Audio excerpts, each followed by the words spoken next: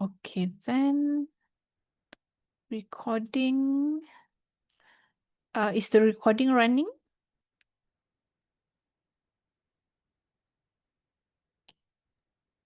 Okay. Therefore, I'll hand it over to you, Pawan, while we record, and more participants will join later, I believe. Okay, so thank you very much and welcome everybody to Dixie. Well, we are having this final training of trainers session, the fifth session.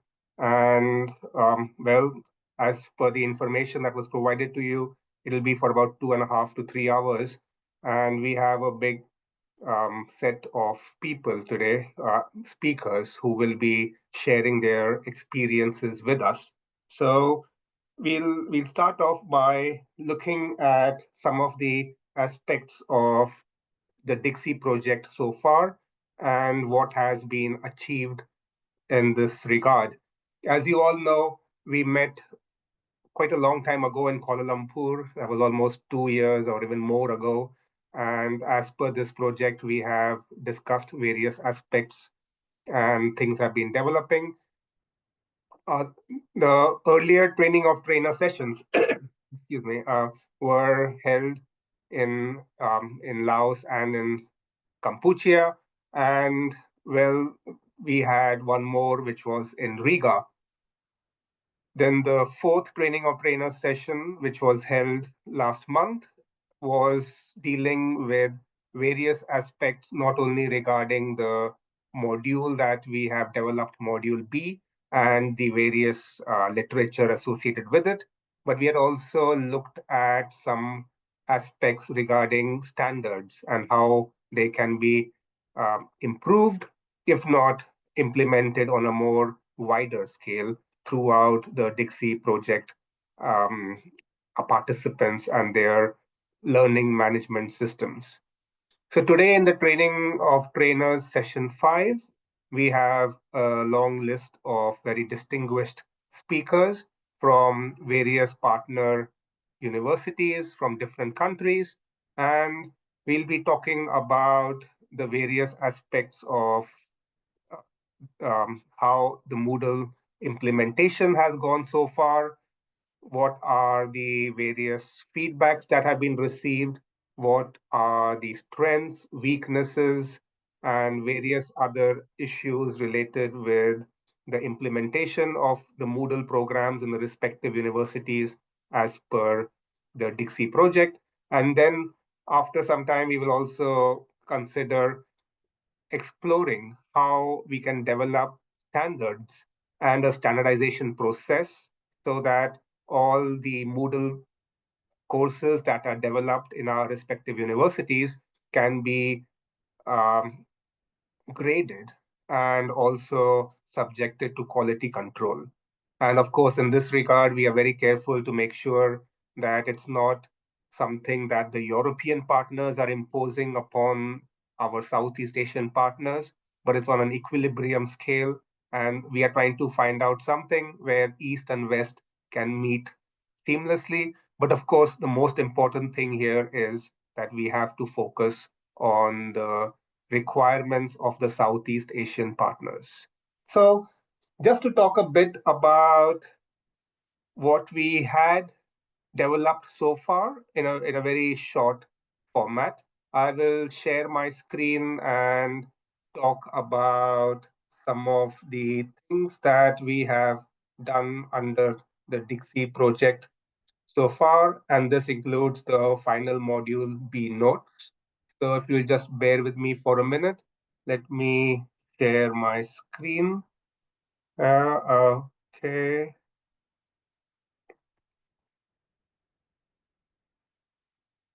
All right. So I hope my screen is visible and you can see the module B notes that we have developed. It's the folder. Thank you. All right. Yeah, thank you. So it's about 221 pages. Well, it's been quite a labor of love. I hope we have taken in a lot of input from um, a lot of our training of trainers sessions that we have held. This is the Digital Infrastructure Learning Management System, Instructional Design Model, and Moodle e-support general requirements. And this was prepared from colleagues in Estonia as well as the Czech Republic. And well, this is an open document. This is something that we have spoken about a lot. And I'll just spend 5 minutes explaining the various aspects over here for those of you who are recently joining us, and also just as a refresher course for those of you who have already been here. So you can see that we have looked at various theoretical and academic pedagogical aspects of the learning management systems, as well as various future trends that could be available in the coming years in this regard. Thanks to our tech colleagues, we have also brought in instructional design models. Now, this may sound theoretical, but it's of course very important. And as most of us are from a very strong academic background, we all understand the importance of theory and how implementation thereby is the key to make effective teaching standards possible. So these are the various instructional design models, as well as best practices that we have collected through the course of the Dixie project. And here from chapter 8 onwards, we have the introduction to Moodle with various aspects about Moodle. Some of them are quite basic, quite simplistic.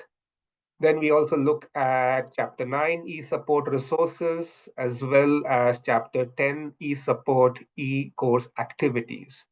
Now, the Sorry, Pawan. activities. Sorry to interrupt you. Are you showing us anything? Because all we can see is just the document. Oh, well, I am showing, can you see the chapter 10, chapter 11? I only see what you call the file Folder? and a folder. Yes, correct. Just the Oh, folder. okay. Okay, well, thank you for letting me know. All right, hold on a second. Yeah, let me reshare this document for you. Okay, so this is here, and well, I hope it's now visible. I'm on the Yes, index. Yeah, correct. all Thank right. So you. sorry about this. Well, so this is the module B document that we had. And so I was talking about the various instructional design models and theoretical aspects. And then we are looking at the main aspects here, chapter 8, which is introduction to Moodle, chapter 9, which is e-support, or rather the use of resources, and then chapter 10, which deals with activities ranging from forums, assignments, quiz, feedback, etc. But the main aspect here to keep in mind, which is also laid out in the text, I will not go too much into that, is the issue of user friendliness and student comfort. Now, this is one of the aspects that is stressed upon a lot throughout this particular Module B booklet. And it's something that sometimes we as academics, as teachers, as instructors, tend to overlook. Now, this is a human tendency, and of course, we teach the course, so we look at things from our viewpoint. But a lot of stress is laid out over here on understanding how this can be made student friendly so that the user is more comfortable. Now, this may sound quite simplistic, but there are a lot of aspects that are dealt with in detail. So, this is something that should be considered in my next 5 minutes presentation. Also, this is something that I'll be talking about in the context of standards for grading Moodle courses and the utilization of feedback. Chapter 11 has been a very interesting aspect regarding enhancement of engagement in Moodle. And for this, we have to a large measure to thank our colleague Dominic Pala from the Czech Republic, as well as our colleagues Lisi and Silver from Taltech, who have given live performances as well as have shared some of their possible ways of enhancing engagement in Moodle. through aspects such as gamification and Moodle plugins, besides other AI-based tools. Of course, we have to keep in mind that there are different levels of Moodle, and it's maybe that the version of Moodle that is used in some European universities may be different from the version of Moodle that is used in some Southeast Asian universities. This has a lot to do with aspects which may be beyond our control. For example, the cost aspect or the administration issues that are dealt with regarding enhanced Moodle versions. So in chapter 11, whatever is laid out, you have to keep in mind that it may not be compatible with the Moodle version that is used or utilized in your university. So this was my short and brief presentation about the Module B booklet. And now, if you'll permit me, well, I'll share the next document with you, which is regarding the short introduction to where we stand today. And it is an aspect of Moodle that we should now get comfortable with, because we are at present at the very final stage of the training of trainers session. So, well, let me just share my screen with you. This is a presentation on e-learning standards. So if you just bear with me for a moment. All right, so this is here.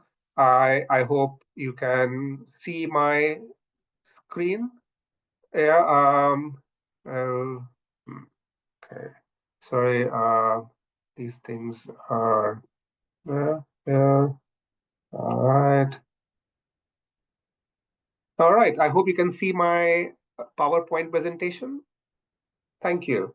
So we'll spend a few minutes looking at some of these aspects here, and we will try to understand how these e-learning standards that have been developed by Taltech Educational Technology Center could be utilized in the context of the various partner universities of the TIXI project.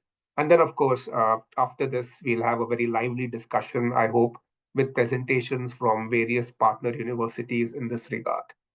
So when we talk about e-learning standards, this is now one of the areas where we are trying to bring in quality control, and that can always be a very thorny issue. Sometimes academics and senior teaching staff can feel a bit discouraged by the aspect of having to be judged by their peers as well as their students with regard to their Moodle courses. But this is a logical extension of what we have been doing so far. In the Riga Training of Trainers third program, which was held in June, we were very clear that all partner universities should have their Moodle systems up and running. So that was achieved. And then for the fourth training of trainers, the KPI was to talk about standards and quality control, which was also achieved. So today, I just do a brief run-up about what exactly are these standards that we are talking about. And after that, all our guest speakers will talk about their experiences.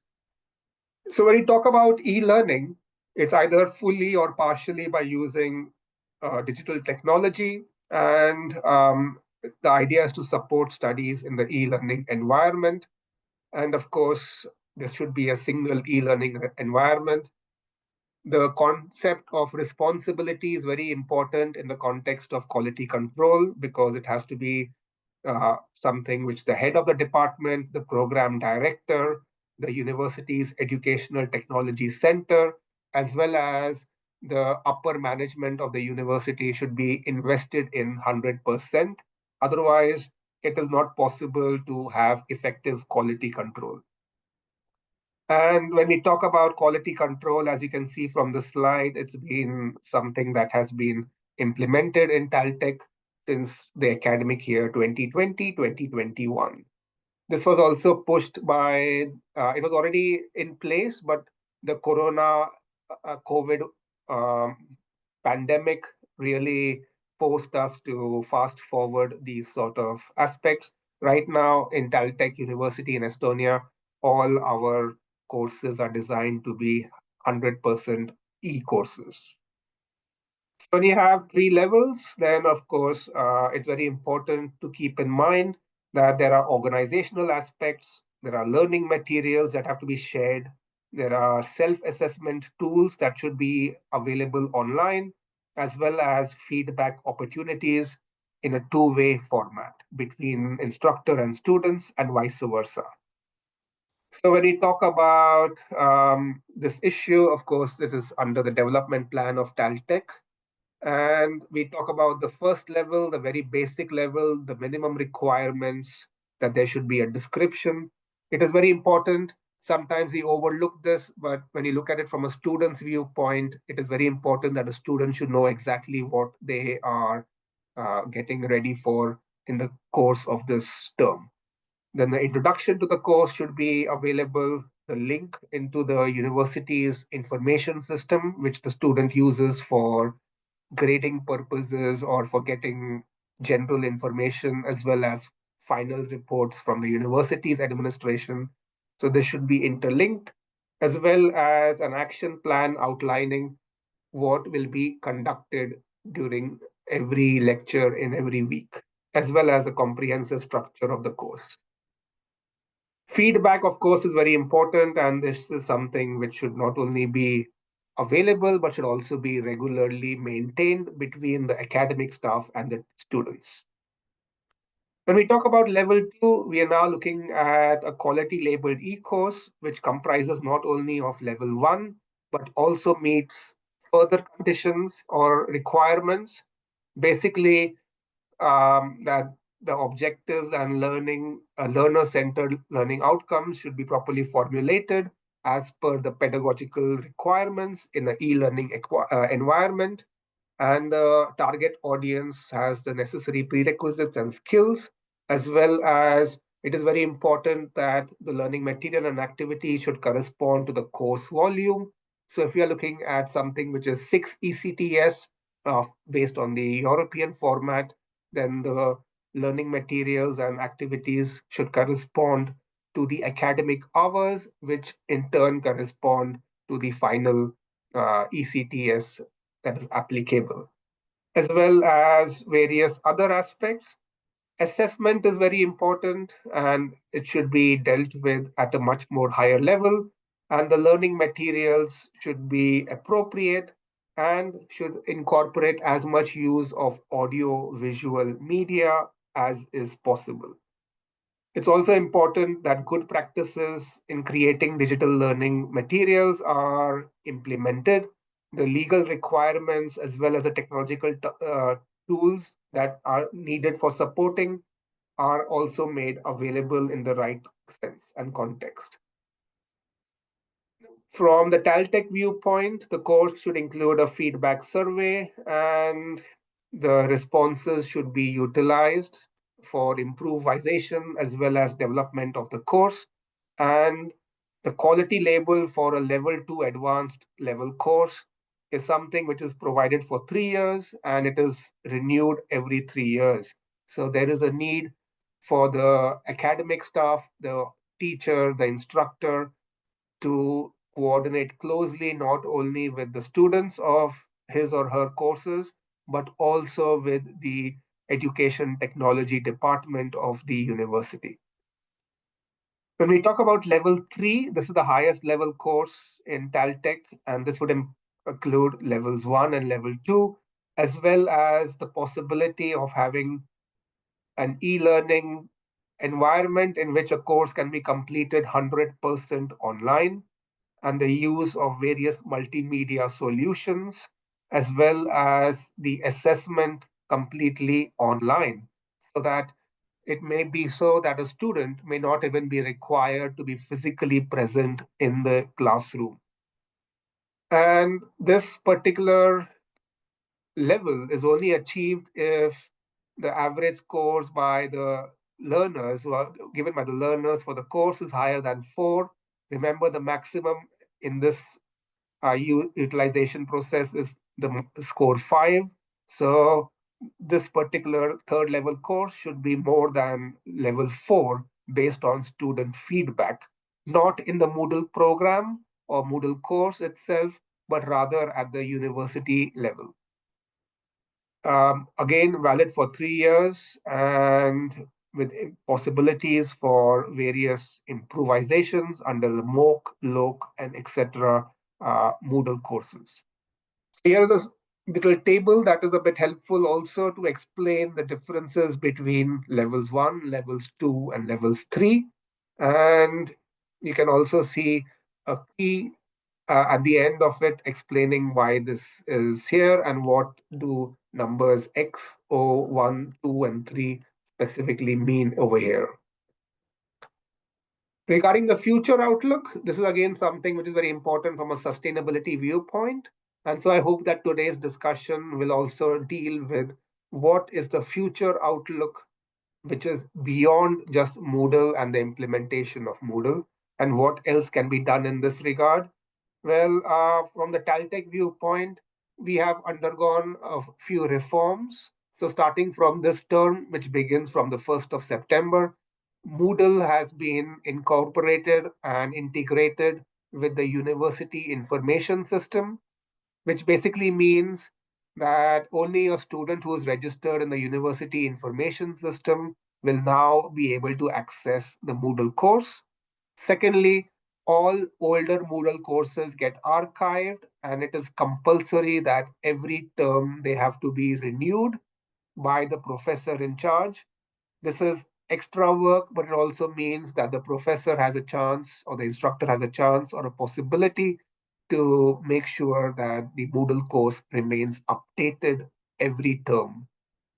Also, it's very important to keep in mind that when the student completes all the tasks in Moodle, then as per the new reform, they will be reflected also in the university's information system. In our case, it is the OIS system. Along with this, it's also required that the implementation of MOIS, which is Moodle plus OIS being our university system, is based not only on the university's regulations for personal data processing and protection and the university's academic policies, which, by the way, are deeply influenced not only by national but also by European level laws regarding human rights, data protection, etc., as well as the Moodle archiving policy, which I have spoken about.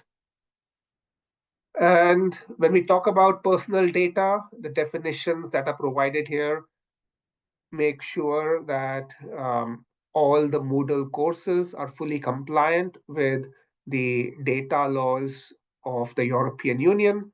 And there's a lot of stress on protection of the information and data of the students, as well as to make sure that the students are able to participate in a secure and comfortable e-environment.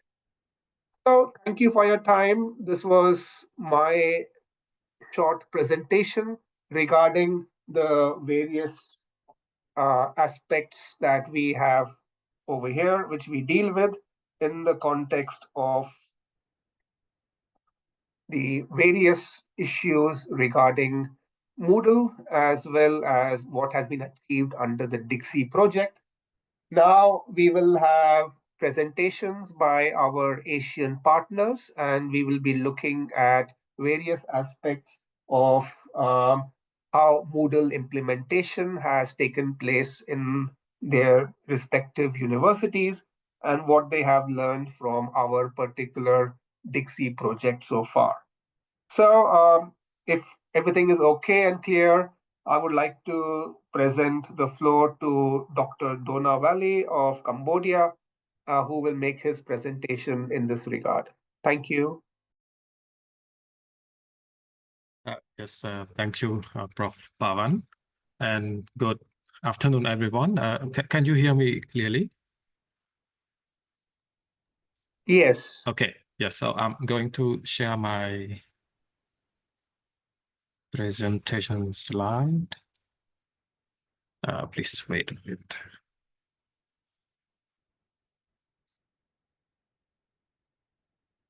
Share.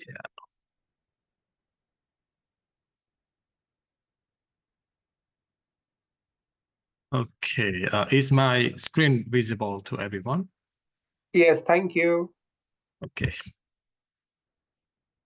Yes, so good afternoon again, everyone. My name is Nona. I am from the Institute of Technology of Cambodia, or ITC in short.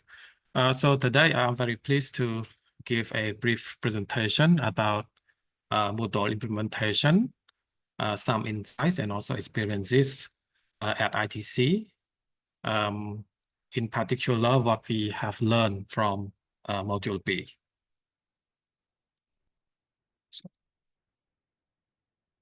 Yes.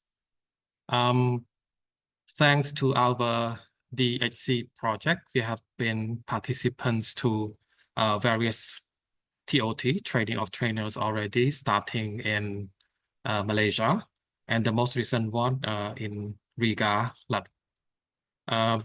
So let me start with a quick recap of what we gained from Module B during the training of trainers program. First, we strengthen our understanding of learning management systems, particularly Moodle. These included practical skills such as course setup, user enrollment, managing teacher and student roles, and also creating assessments. Second, we explore how to integrate instructional design models like ADDIE, SAM, and Bloom's taxonomy, for example, into digital course development. These frameworks give us a more structured and pedagogically sound approach when building online content. Third, we look into ways to improve student engagement and inclusivity.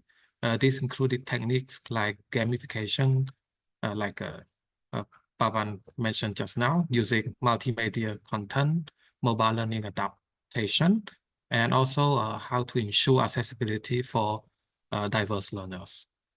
Finally, the last point, we enhance our ability to use monitoring and also analytics tools in Moodle.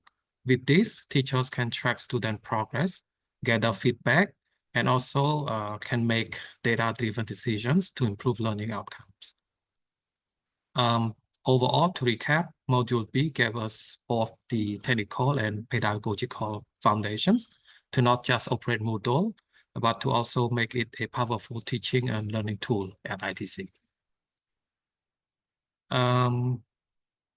Now we get into the SWOT analysis of Module B implementation at ITC. So let's begin with the strength. We can look at what worked well and where ITC already has solid foundations.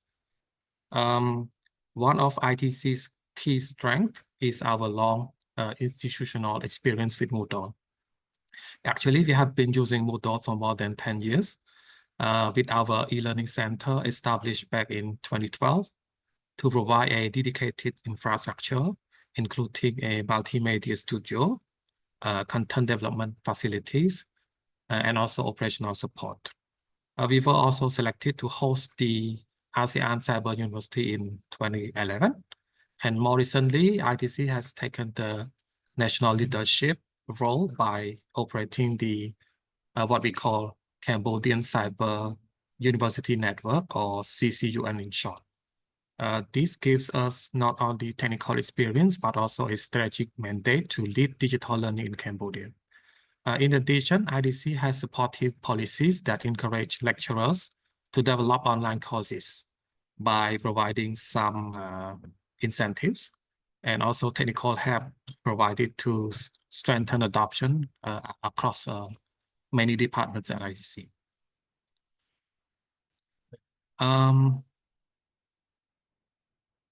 Now that we have looked at ITC, its institutional capacity, let's move on to the digital infrastructure and tools that support our implementation.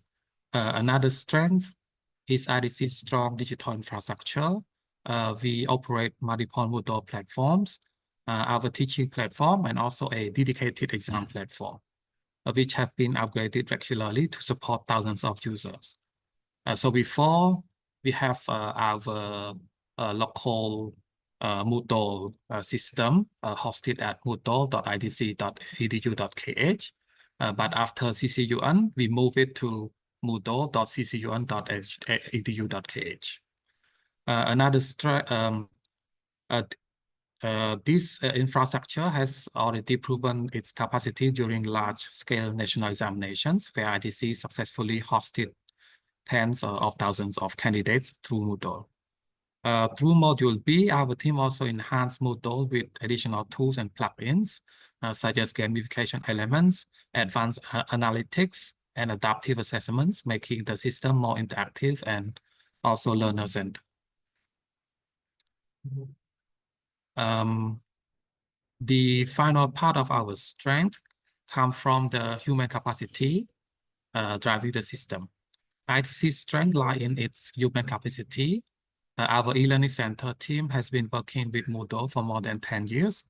And through the TOT program, we have strengthened our pedagogical knowledge in applying instructional design models. Many lecturers are now adopting blended and flipped learning approaches, making better use of Moodle as a complement to classroom teaching.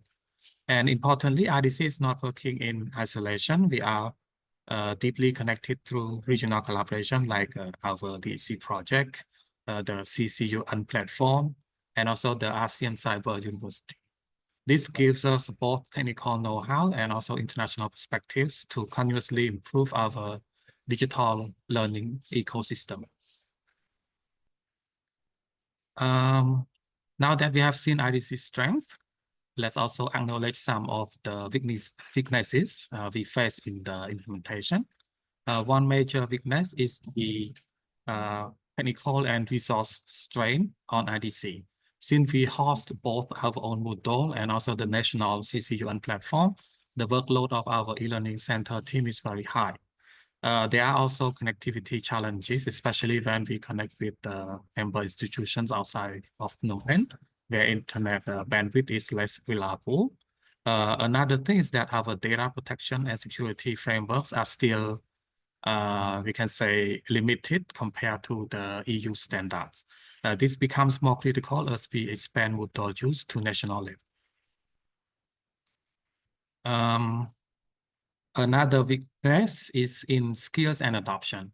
While our TOT participants are confident, many other lecturers at IDC are still hesitant and prefer traditional teaching methods.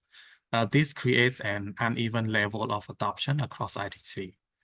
Scaling training beyond TOT group is also a challenge. Not every lecturer has the time or resource to learn new tools, as they are already balancing heavy teaching and research workloads. Finally, while Module B introduces strong instructional design frameworks, they often come from global or European context. These models still need careful localization into Khmer language and teaching culture to be fully effective at ITC.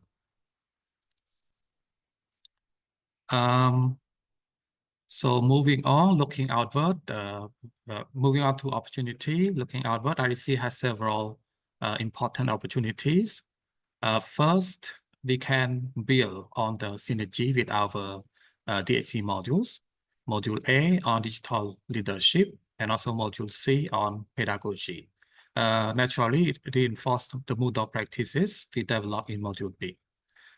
Second, there is a strong regional collaboration potential. By working with Laos and also Malaysia, IDC can benchmark Moodle practices, share resources, and build a stronger regional digital learning ecosystem. Third, IDC's leadership in CCUN is aligned with the national policies and government priorities. The Ministry of Education in Cambodia is supportive of digital learning, which creates an environment of Moodle expansion. And finally, international partners such as Erasmus and also our European partners can continue to provide opportunities for example, like funding and also knowledge sharing. Another opportunity, through CCUN, we can scale Moodle across more higher education institutions in Cambodia, sharing resources and strengthening the overall system. This also paves the way for a credit transfer system among Cambodian universities, which is a major step for national higher education reform. Module B also highlighted the potential for AI and analytics integration, such as the adaptive assessments and learner dashboards. These tools could greatly enhance personalization and quality assurance of teaching and learning. Finally, the shift in education after COVID-19 has created strong demand for blended and hybrid learning models. This trend gives RDC the chance to expand Moodle-based learning as a mainstream practice in Cambodia. Yes, the last point of SWOT analysis, which is a threat. One threat is related to policy gaps and delays. Cambodia is advancing in digital education, but online learning accreditation is still evolving, which may slow adoption. Another challenge is funding sustainability. Much of our progress relies on international donors and project funding, which can be uncertain at times. Without stable budgets, maintaining Moodle and CCUN services long-term could be at risk. We must also be mindful of very fast technological advancement.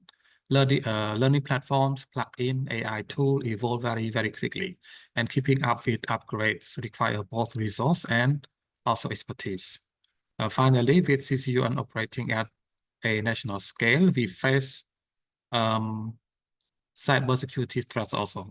Any breach in data privacy or system reliability could undermine trust in our platform. Another threat, in addition, we face several social and cultural barriers. Some lecturers and students still show resistance to change, preferring traditional classroom methods over digital tools. The digital divide also remains an issue in Cambodia. Not all students have reliable internet access or personal devices, which creates unequal access to Moodle-based learning. Lecturers also face time and workload pressures. Even when they are motivated, it can be very difficult to dedicate extra effort to course development on Moodle. Finally, there is still a perception gap where online courses are sometimes seen as not very serious compared to face-to-face teaching. Overcoming this requires both policy and also awareness support from many levels. Yeah, so this is the end of the SWOT analysis. So I would like to also briefly talk about the implementation highlights. First, several Moodle courses have been redesigned using the international design models that we have learned, such as ADDIE, Bloom taxonomy, SAM. This has made content more structured and learning objectives more clear. Second, we expanded our use of Moodle features. Teachers are now making greater use of quizzes, discussion forums, and assignment tracking tools, which has increased student engagement.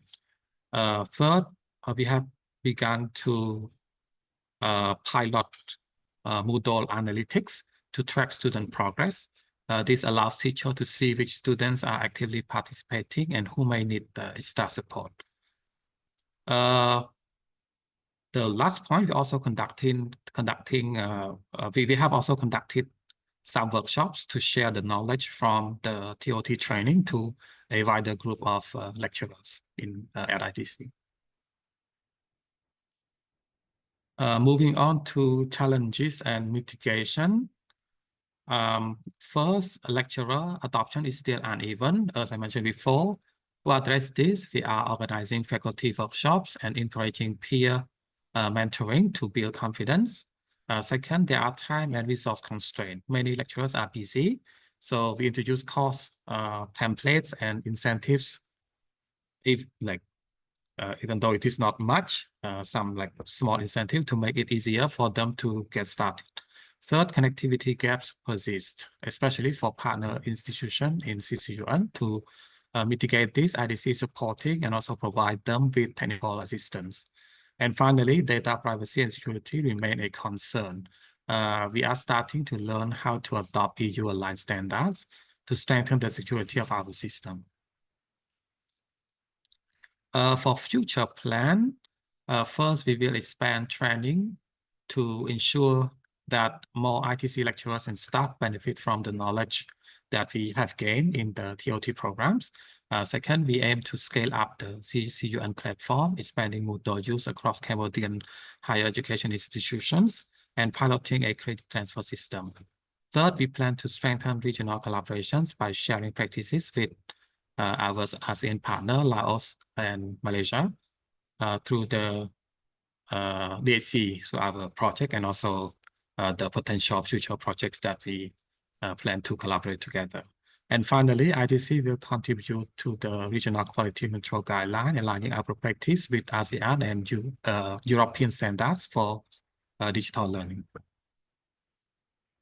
Yeah, so this is my last slide. So to conclude, ITC already has a strong foundation with Moodle, and through what we have learned in Module B of the POT program, we gain valuable new tools, instructional design models, and also some of the best practices shown by our European partner.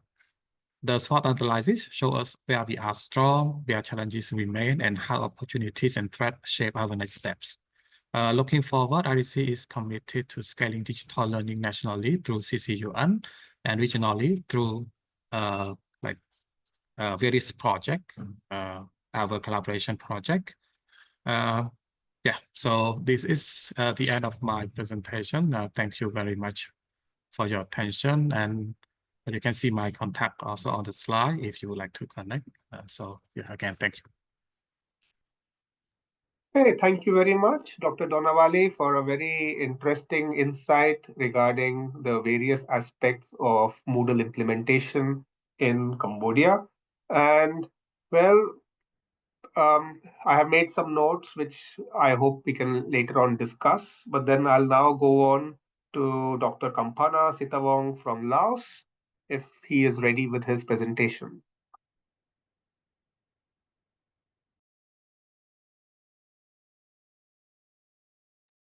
Is he here with us today?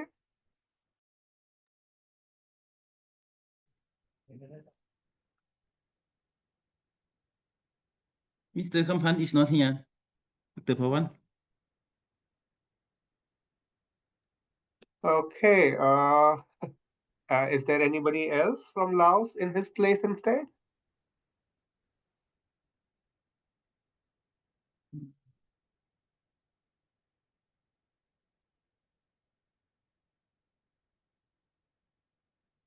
Mr. Nuwan Sisawan. Or maybe while he is being traced or found, well, maybe we could continue otherwise with Dr. Noraini Binti Said in his place for the time being.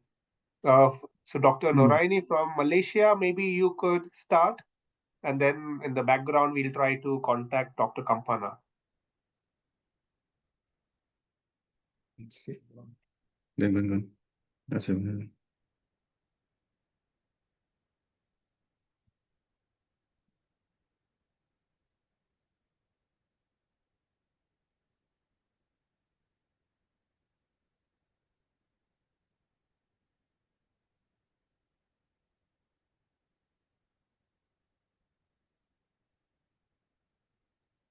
So we can see the screen, but we cannot hear you.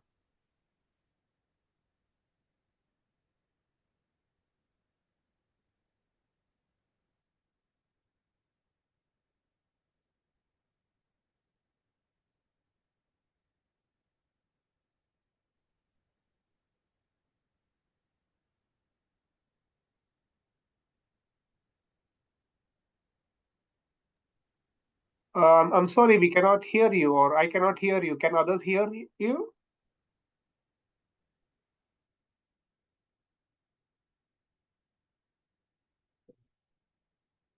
How about now?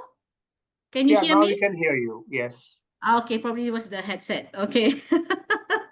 That was a new scare. Sorry. All right. So, good afternoon, IB to everyone. So I'm actually very happy to be here with all of you. You all know me as Noraini. I'm from the Faculty of Education and Sports Studies at University Malaysia Sabah. So I am really honored, okay, to share this session because to be honest, I am not presenting as a tech expert, but more as a teacher who is still learning and experimenting with Moodle, or as we call it at UMS, ITEL. Okay, so I'll be sharing what has worked for us, especially myself, where we continue to struggle, and also some very small steps I've tried since Module B. So my hope is that this becomes a space where we can compare notes, okay, and maybe some of you will share tips that I can bring home as well. Now, before I dive into the content, okay, let me take a short detour to share a few pictures from our Lisbon training. Okay, probably can jog your memory. Okay, so for those who were there, I'm sure these images will bring back some memories, you know, the group discussions, the slightly chilly February weather.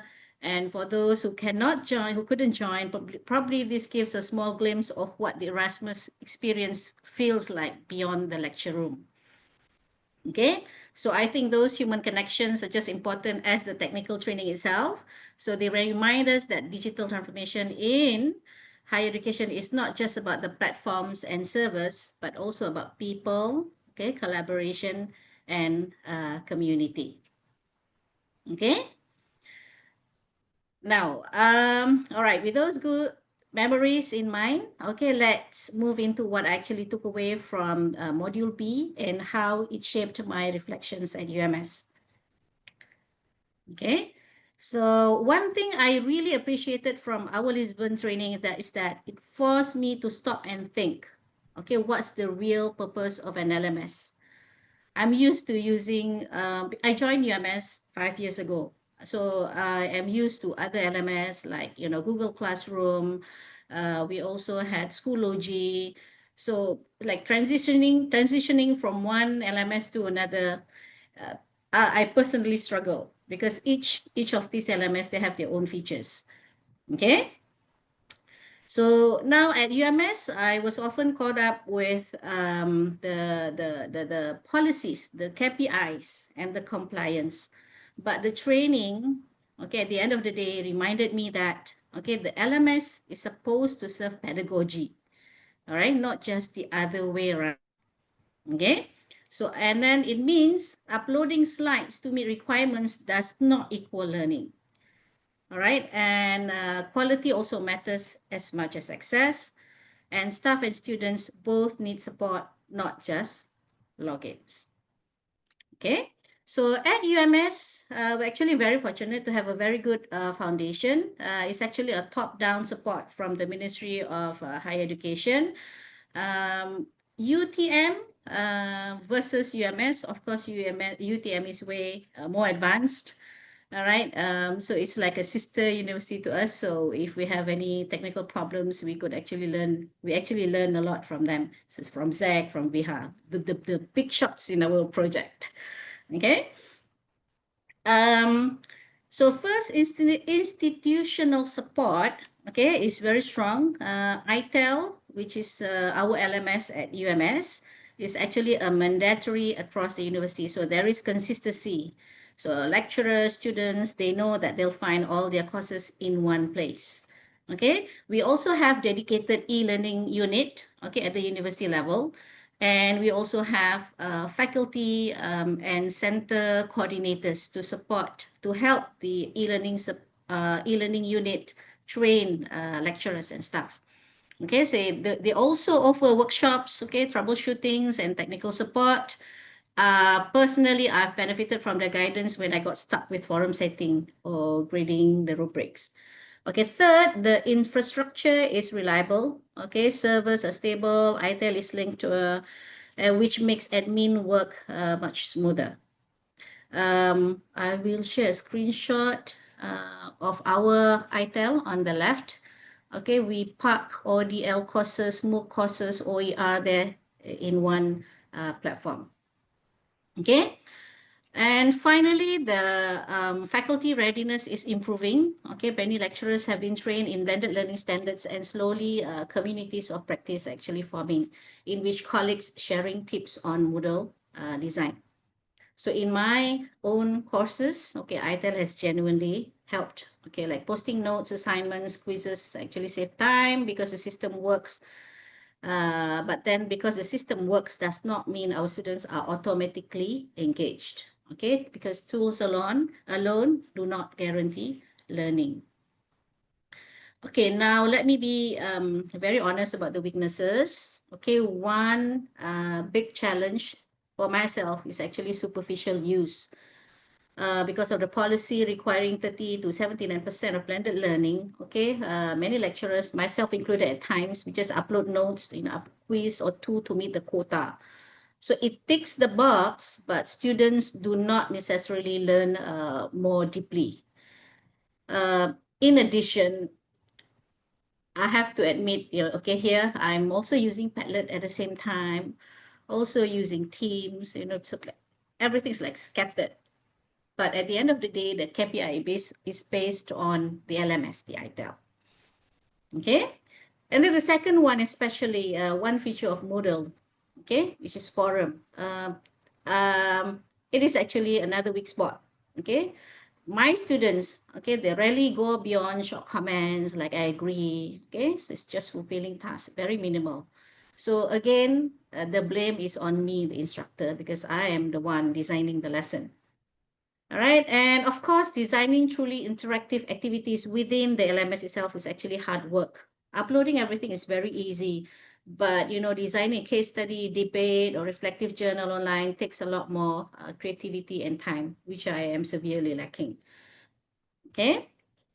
Now, let me give you a concrete example from my own teaching. Okay, this is when I first started with Forum. Okay, the instruction was just too general, no specifics, no role specified. At the end of the day, I ended up getting frustrated. It was just barely like 1 and 0 replies. There were no discussions at all. It was just a mere uploading of the output of that particular task I gave them. Okay. So now let's talk about the opportunities. Okay, there are exciting opportunities. Okay, I can use insights from DXC to strengthen myself, and probably in the future, if I'm more enough, if I have received adequate training, can strengthen my former colleague, or sorry, not former, my colleagues and staff training at UMS. Okay, the exposure to European standards and best practices, okay, gives us something to benchmark against, especially the module shared by Pawan just now. All right. Second, we can make ITEL more engaging, okay, by connecting it with tools students already love. For me, that means Padlet, okay, quizzes, Flip, and all other tools that I am currently using. Okay, right now, I confess I often use those tools outside ITEL because students respond better. Okay, but the opportunity is to integrate them more smoothly. So the ITEL isn't just the official place, but also part of the fun. Okay, third, student orientation is important. Okay, I found that my students, they don't know how to use forums or peer reviews properly. So if I can embed Moodle literacy modules into like probably first year courses, okay, probably they will be better prepared. Okay, now let's look at the threats. Okay, of course, no system is without its threat. And for us at UMS, there are a few that we need to be mindful of. First, there's always the risk of policy compliance leading to a tick box mentality. Mentality. When staff are more focused on fulfilling requirements than on designing engaging learning, the spirit of blended learning gets lost. And the second one, student motivation can be a real issue. Okay, many of my students see Moodle as an administrative tool, a place to upload assignments and download lecture notes, rather than a space for real learning. Okay, another challenge is communication. In practice, students and lecturers, including myself, we prefer WhatsApp or Telegram for real discussion. Okay, I'll be honest, in one of my classes, I had set up an ITEL forum for Q&A, but guess what happened? All the questions went straight into our Telegram group instead. So by the end of the week, the forum was completely empty, but the Telegram chat had 200 messages. Okay, that's when I realized I need to make ITEL more relevant and attractive, or it will just fade into the background.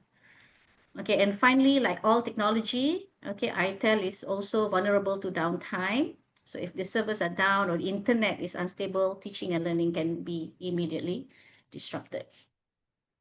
So I'm gonna share with you some real cases from the implementation after I've attended the training. So not exactly revolutionary, okay?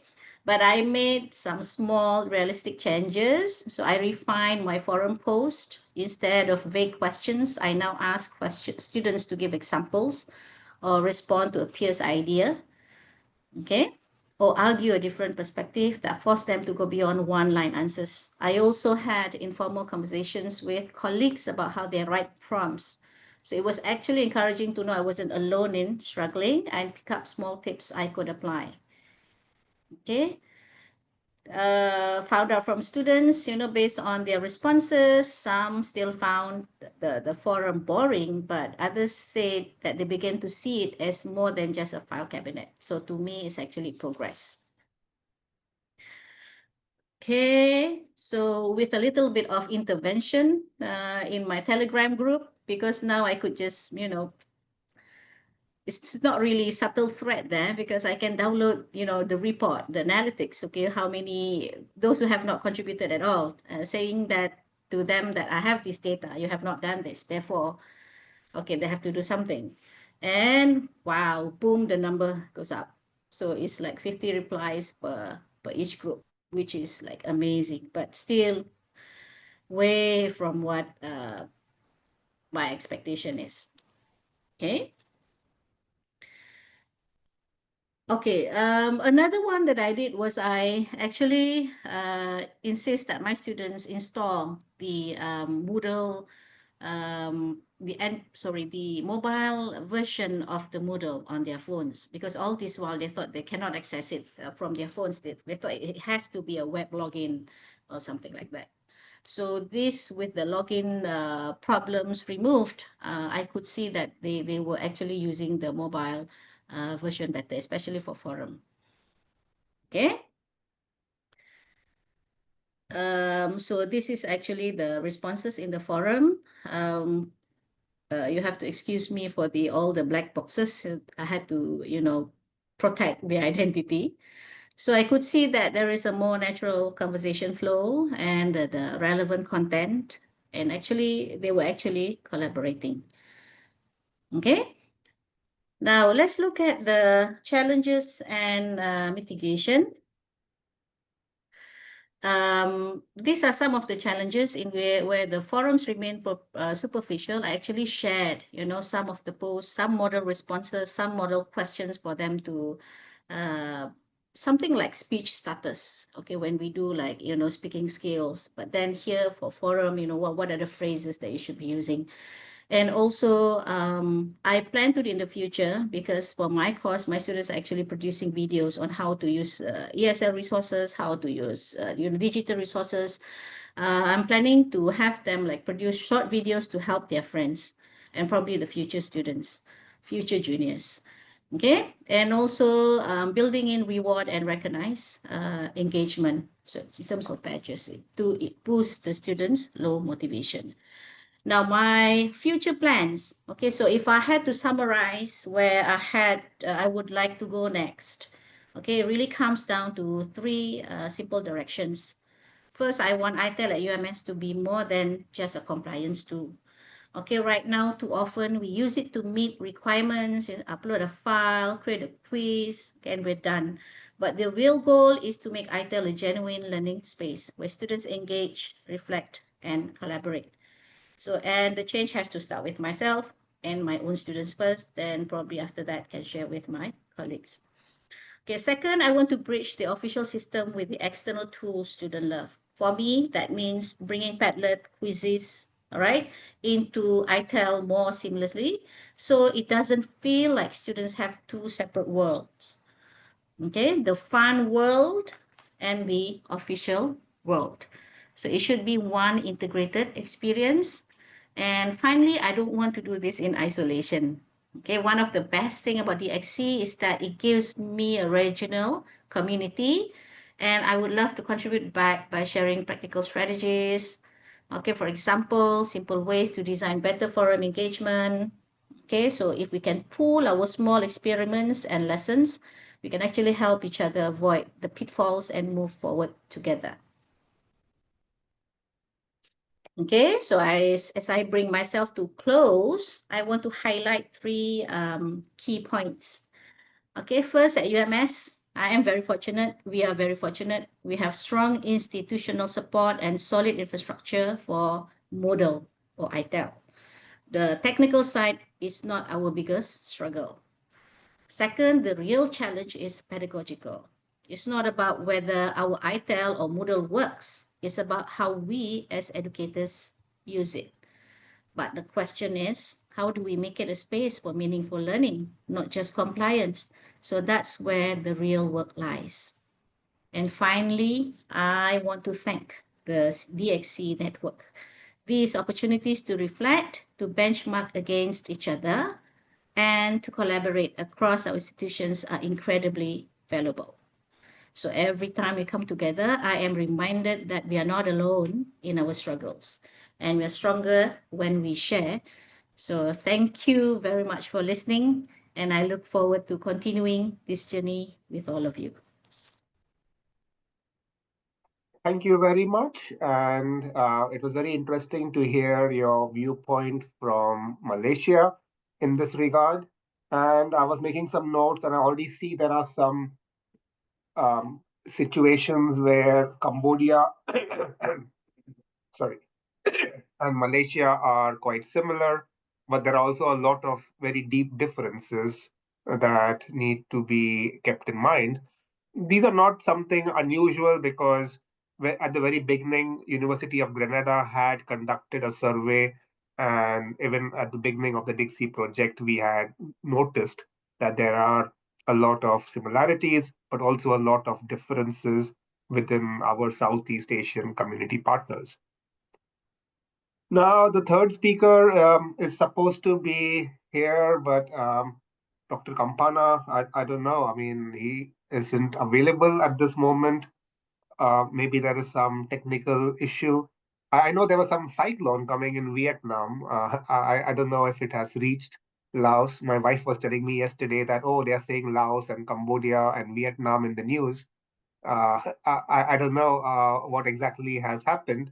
But in the meantime, I've had a message here from Dr. Nonsi Sivawad from Laos, and he has some issues regarding travel. And so, if it's okay, he would like to perhaps make a presentation regarding his aspects from Laos. Would that be all right, Zach? Can we go ahead with this request? Yeah, if that's fine with other speakers, yeah. Why not? Well, as per the original schedule, after Dr. Campana, then there would have just been a short discussion regarding what we have noticed. I think we can try to be a bit flexible here. So, all right. So, in that case, thank you very much. And so, Dr. Nancy Sawad, the floor is all yours. Thank you.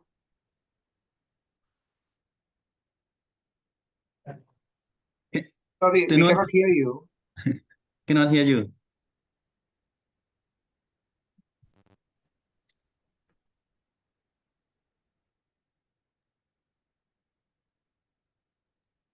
I can't reach Kampan. I've tried to get in touch with him, but he have not replied.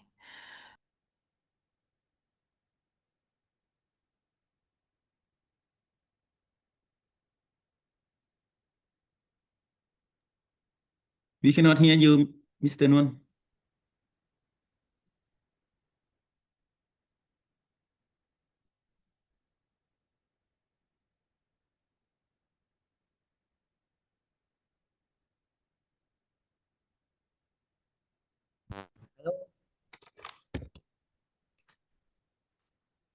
Hello. Can you hear me? Yes, we can hear you now. When I use my handsets, but the voice doesn't work. Can right now can I communicate with you, right? Can you hear right? Well, right? Okay, so I'm so sorry. Now I am on the study tour for my master program. I was in other province that some location might have some internet access. That's why I last to present about the key considerations for model quality control guidelines for one case perspectives. This one, and I will move to the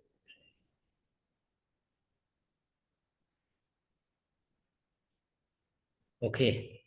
This is the current uh, the model practice that we have to see you the ministry level that we still implementing about the how the online teaching and learning platform that we have, and we also introduce the Kan Panyalao that have the online platform that's available for ministry levels, and also the ministry level they have the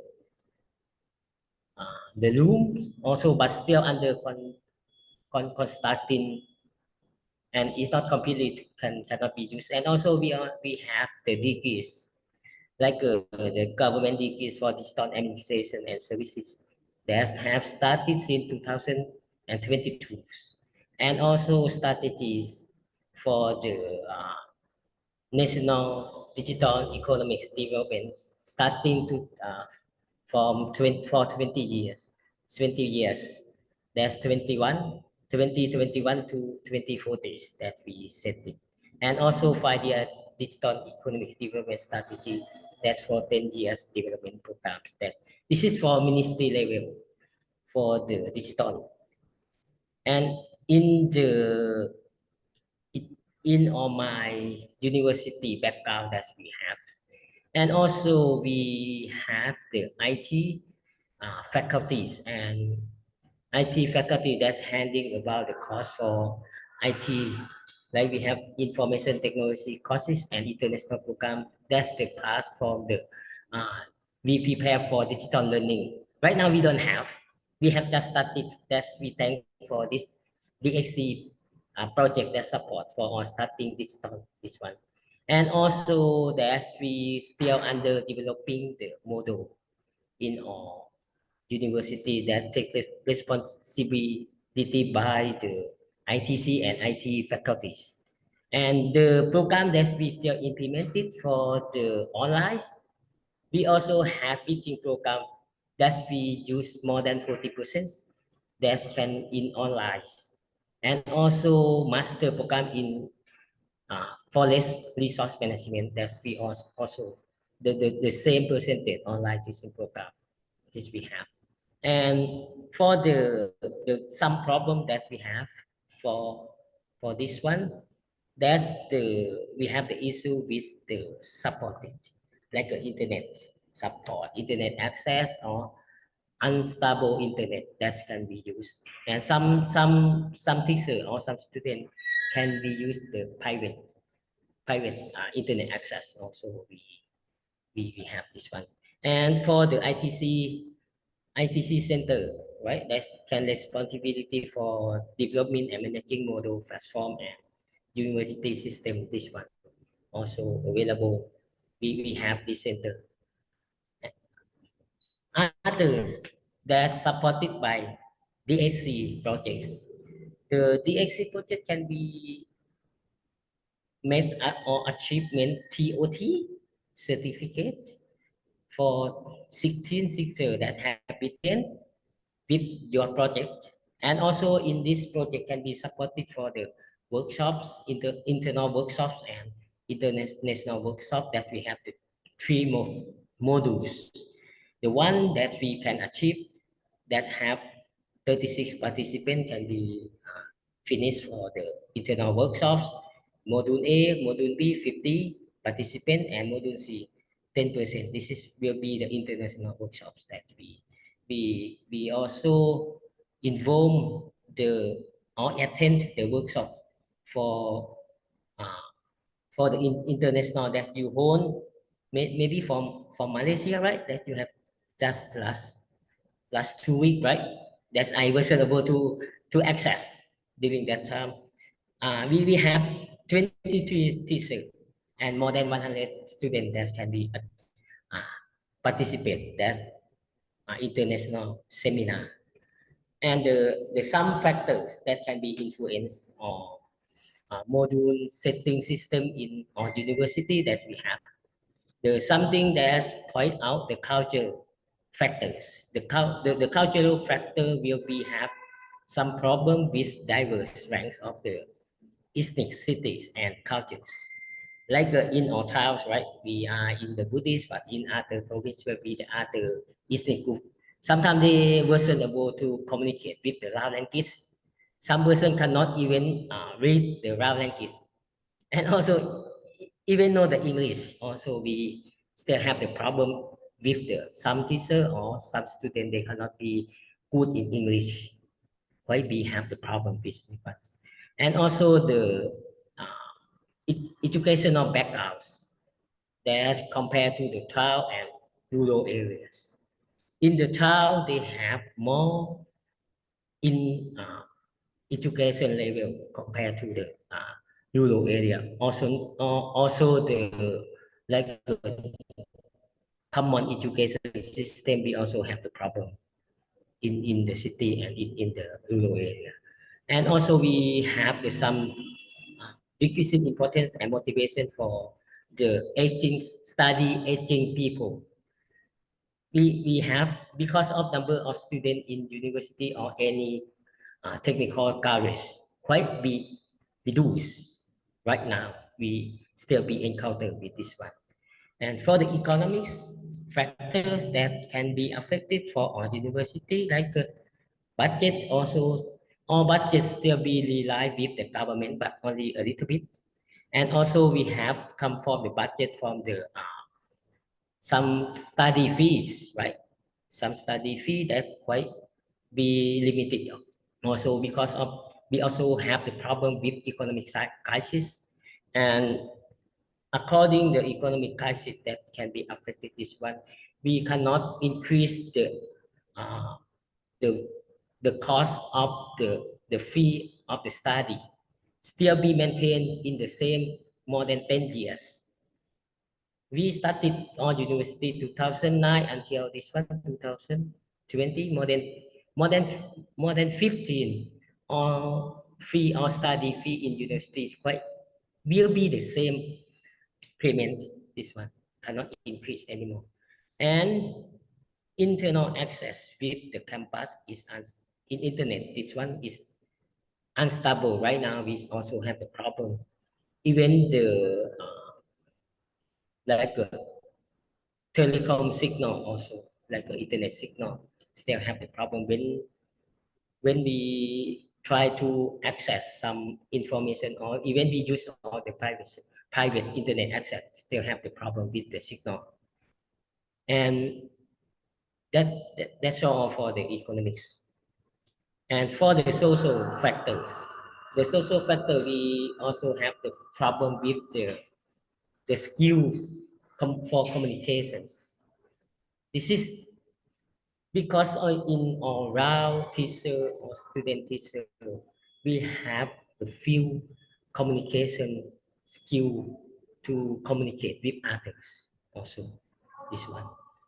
This one need to be more trained for how to be effective for communication, used for our learning and teaching activity or other works in our university.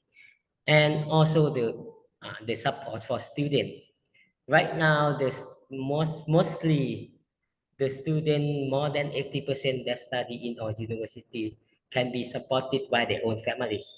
And we have some that have the support by the government, but the government support only the some stipend, but not much, only a little bit. Some that's one. And also the value of diploma and social value for education quite be like unsatisfied because of the social trends or social values, this one. And also we have the problem with the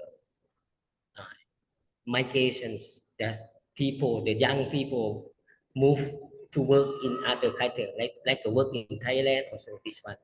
They might not to study, and we have only, right now we have the number to have to entrance for our university is around 300 students only for entrance to study in our university. Quite, compared to the 10 years, more than 1,000 right now, 1,000 or 2,000 students for entrance exam. But right now we have only few. We do maybe 80 to 90% reduced. And how about the statistics? What problems with our university? This one. And the statistics problem right now, even we have SKU policy and strategy, but in the model, we have started the model in starting point or initial initiative for can be for this year. We have just be aware for the digital learning because of your project can make us to be aware about how the digital learning important for the university right now, and how can we adjust, like we adapt ourselves based on the learning teaching model or with learning teaching style that we have to to change from the traditional way to be the digital way. It is one thing that's all strategy will be in preparation process. This one, and also the implementing the model quite be difficult to be clear on strategy and policy from the Ministry of Higher Education. That in terms of ministry level for higher education department, sorry, this is the Department of Higher Education, this one. That we still miscommunicate among alignment, that we have the university level and we have the ministry level, and who responsibility for our university will be take account for the Department of Higher Education, this one, and still have some miscommunication, this one, for clear strategy. And for the legals, like the law, right? We also have the national regulation law for digital education, but still under development among organization like a university and ministry levels. And also more partnership and support are needed, because we cannot rely with our own budgets, right? We need for more support from other partners, and it should be have other project should be continued, and other legal support for digital data. Right? This one we have lack for the digital data access. We lack of even the information we still have limited from the like we have the national level, provincial level, even the university level. The data cannot be linked together. This one still be the own private data access. It quite be some challenges, this one. And also the developing specific or detailed the regulation to support the university is still be the challenges from the learning outcomes, because our learning outcomes still be under fundamental quality standard. when compared to university from Malaysia, right? We still be fundamental standard. That's quite the minimum level, right? And also when compared to the European country, like a European university, we still far from this one. This is the big challenge for this one. And the quality control, that we have some recommendations for regional guidelines. This is the some form that we have the lesson learned from the basic quality control guideline, right? This one it should be have the translate to that you have the guideline, right? Right now, the guideline may be already translated to allow, right? Allow only this one, this guideline, this allow guideline for digital learning should be incorporated in our guideline. We still thinking about this one and still negotiate with the Department of the Academic Affairs, this one, because I am in the curriculum management affair, and we have different affair that we have to link this one, the guideline from your project. How can we incorporate to the university guideline? And also the second one will be the monitoring and evaluations. This one, we still have the problems in the using the bad practice indicator and clear frameworks. We this one is need more the staff to be developed the indicator and framework for the how can we monitor, how can we evaluate the learning teaching using the digital platform, this one. And the last one, to ensure the educational quality standard, the train TOT, and workshop support for teachers and students will be continued. I hope your project, if we have the the the, the last seminar, right, can be involve us member to be participate your the last seminar. That can be helpful. How can we understand the importance for the digital learning? How can we understand how can we use the digital learning into the education? This one is can be.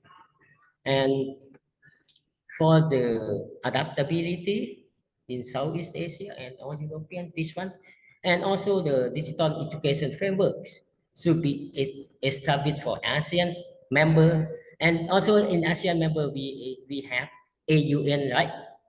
ASEAN University Network, right? Right now still under thinking, right? And also we have some already, but how can we construct the framework in ASEAN, and how the ASEAN framework can construct incorporate with the European country to make sure. But in this one, I still wonder construct with the framework in ASEAN and ASEAN framework, how incorporate with the European framework to and AI Act and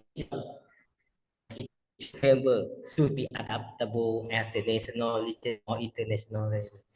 This one, how can we adapt it both AIX and digital learning framework to be in many levels. And the last one can be strategies can be used to minimize the disparities or teacher in the student for competencies, education levels, and learning outcome. This is why we have the different regions in, like compare even in all countries. We have 4 university, right? In Savanakhet, we have 4 university, and we still have the different learning outcome. And when compared to the ASEAN country, also the learning outcome from Laos, that I mentioned a while ago, will be the fundamental of the quality standard. But when we, how can we scale up, scale up for the standard, and how can minimize the problems. This one. It means that the teacher and student should be trained and should be have some education like not more education like a short term or long term training program should be implemented like regularly even on university training and awareness also should be considered this one. This is for our presentation. Thank you, Pawan, and thank you for all. Thank you, Sax. That's all Oh, for my presentation. thank you very much. And thank you for a very interesting presentation. And well, we have also found some very insightful ideas and outlooks regarding the general situation in Laos. And well, although it was about Moodle quality control, I've also got, thanks to your presentation, some valuable inputs for the previous slide session as well. So once again, thank you very much for taking out the time to share your perspectives from the Laos viewpoint. And well, now I don't know. Do we wait for Dr. Kampana? Yeah, Or I just received a message from him. He really can't make it today and apologize. He will upload his slide in the folder we provided later. So we just have to proceed with the next speaker then. Okay, thank you for this clarification. And well, anyways, uh, just wanted to make it very clear also that what we are doing here is also just a part of the preparations for the final conference in Sabah. And so we are preparing a checklist of various aspects that are being outlined by our esteemed speakers. So, well, now that we can assume this first session is over, truly, and we have got inputs from Cambodia, from Malaysia, and partly also from Laos, thanks to the presentation as well as the presentation that Dr. Kampana has promised that he will upload later on. So, in my comments regarding this, I would just say that it's very good to see the strengths, weaknesses, opportunities, and threats that have been outlined in the first session from the three Southeast Asian partner universities. And there are some similarities in them that we can all see all straight away over here. There's a lot of emphasis on regional collaboration as a form of opportunities, which hopefully can be met with not only under Dixie, but also other presentations, other projects that we are doing. Regarding threats, yes, there are aspects regarding policy gaps and policy compliance risks. There's also been this issue that has been raised about motivation and how it is not as high as one would hope it can be. And of course, the issues regarding the digital divide are visible more prominently in Cambodia and Laos, less in Malaysia, but nonetheless, some things to keep in mind. But nonetheless, we have some good strengths going on here because Moodle has been implemented, or rather, other LMS systems have been implemented for more than 5-6 years, in some cases, even almost 10 plus years. And we are also seeing that the training of the faculties is ongoing with its own challenges. Of course, nothing is easy.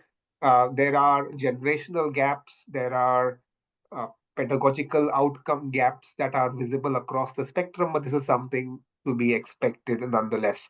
So, continuing now with this Moodle quality control theme, we have already had a speaker from Laos who has spoken about the fact that there is ongoing faculty trainings and there are review processes which have been initiated. So now that we have Laos taken care of, maybe we can go on to Cambodia. So I would like to welcome Professor Ian Bamnang to give his perspective about Cambodia. Thank you. Thank you, Dr. Pawan, for giving me the floor. So can you hear me? Clear? Yes, loud and clear. Okay, thank you. Now I would like to share.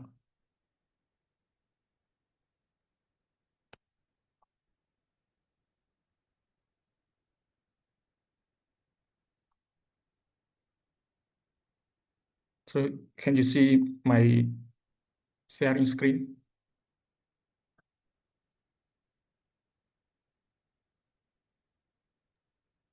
No, not yet. Maybe it's coming soon.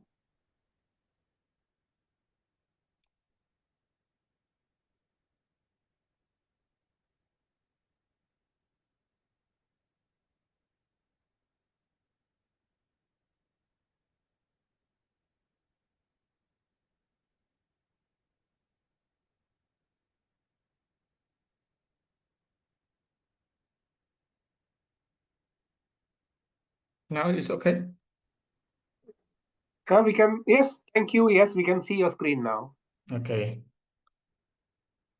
So my name is Yin Bom Nong. I'm from University of Heng Samran Tabong Khmum, which is a member of Cambodia Cyber University Network, established by Ministry of Education, Youth and Sport. So before I present, I want to brief about the Cambodia Cyber University Network. The goal of Cambodia Cyber University Network is one, to ensure the uninterrupted training even during disaster, especially during COVID epidemic. And second, strengthening the quality of higher education training by using digital learning resource. And third, sharing, utilizing the resource infrastructure and educational resource between CCU and member. And the fourth, provide ability to transfer credit between CCU and member. And five, open CCU and studies to resource to local and global students. So let's move to the current Moodle quality practice in at UHST for UHST perspective.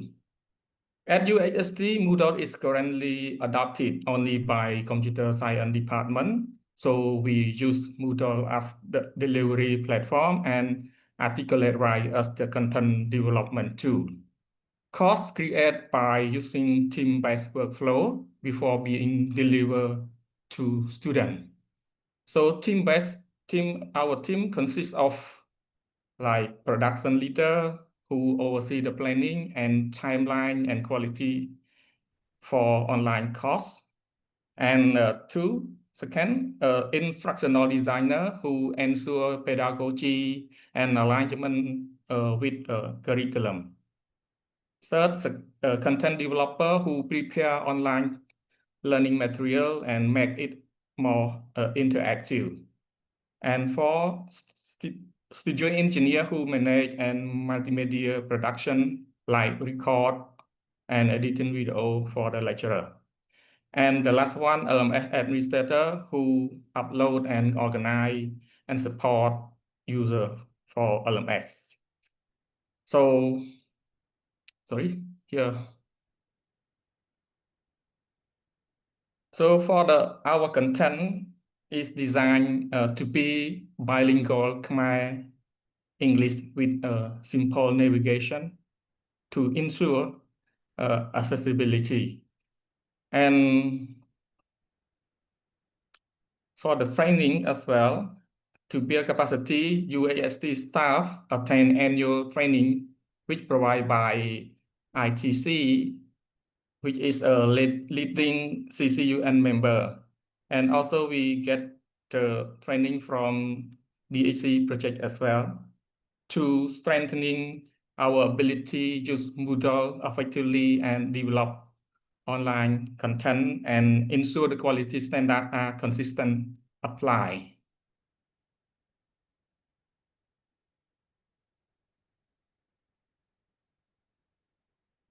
Here is my university course template. So we are the member of Cambodia Cyber University, which now have 16 higher education. So this is the course template. that we are currently used. So we have a course overview, and one course we have 13 lesson.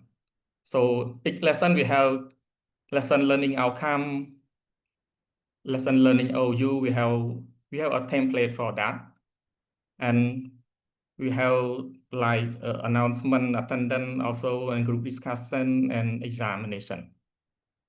So every lesson we track the activity of the student. You can see here the percentage of the student who complete the lesson. So if the lesson not complete, student cannot move to the next lesson. Here is the lesson template. We group in 3 parts. First part is post activity. We have lesson learning outcome, overview, keyword, and pre-quiz. So this is activity check, mean the student already complete it. And the part 2 is this learning content. So in this part, it can be PDF, PowerPoint, or text, or audio, or video. And the the 3 part, we have post activity like after complete learning, we check the activity like quiz, and we summarize, and we show the reference which lesson take from, and every lesson must have assignment. As you know, learning by online, the most important is activity. So we put the assignment so that the student will learn more to achieve the assignment. Student need to research and need to learn by themselves. So now I would like to present about multi-level guideline perspective. And this framework is very important. So it helps us to think about the 3 stages. At our computer science program already use Moodle as structure repository. Each course include a clear syllabus and learning outcome to assign. So this one we have 3 level. For now, we have some teacher use basic level, only course online, syllabus, Moodle, and learning outcome, and some lesson only in the text base. And we have the intermediate level for teacher to use this for teaching and learning. Now, UHST, mostly we use this intermediate level. We use multimedia integration like video record and demo and interactive graphic. We use include the Moodle. We also want more Moodle built-in features such as quiz, assignment, and discussion forum. And students engage with the material assignment method should be diversified, moving beyond written exam to include project presentation and peer review. Finally, the stage is include expanded adoption to other faculty. So we plan after we finish build online content for computer science, we will move to another faculty. For the advanced level, our long-term vision is to move towards smart and data-driven learning environment. Adaptive learning pathway would allow the system to personalize the content for each student based on the progress. Advanced analytics will give instruction and administrator deeper insight into student engagement, performance, and cost effectiveness. Course will also be designed for inclusive, ensure that students can learn on mobile device, access material offline, and content is friendly for learners with disability. Finally, advanced quality assurance will be aligned with Cambodia Cyber University Network and regional DHC framework, ensuring both national and international standards are met. So for the let me highlight some key factors that influence Moodle quality practice in Cambodia. First, culture. Many students actually prefer face-to-face learning, so online course must reflect local learning style. Language is also important, and bilingual content in Khmer and English make learning more accessible. Second, economic course developed require source, but budget are limited, so many students, especially in rural area, face challenge with internet and access and device. So we design with this constraint in mind. And the third, social, Cambodia students expect strong teacher present in online learning. So active lecture involvement and community support make the course more engaging. And the fourth strategic, at UHST, our practice aligned with the Ministry of Education Digital Education Roadmap 2030. This ensures our work support national policy and long-term digital education goal. And the fifth, motivational. Computer science lecturer are motivated because computer science we have intensive for content develop. But other faculty need more encouragement, incentive, and recognition system are essential to motivate teacher to adopt the Moodle. Finally, legal, copyright, like content ownership and data privacy law are become increasingly important as Cambodia develop its national e-learning framework. This will guide how we ensure sustainable quality in Moodle course. So together, this factor can shape how we design, implement, and assure quality of Moodle course in our university. For the quality control at the institutional level, UHST currently has quality framework that are mainly focused on traditional classroom teaching and evaluation. This framework has not yet been fully adapted to cover online and blended learning. Only in computer science institution, we have pilot team-based quality assurance process for Moodle course. This is our first attempt into integrate digital quality assurance practice with the university framework.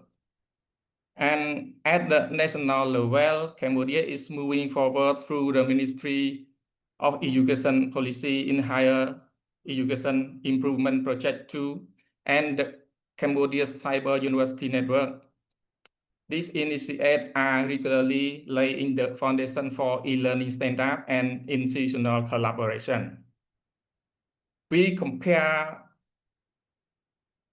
when we compare with EU or international best practice, such as the framework from Caltech or UTM, we see clear opportunity. For example, we can adopt their quality assurance checklist, template, and rubric for Moodle course evaluation and adapt them to Cambodia context.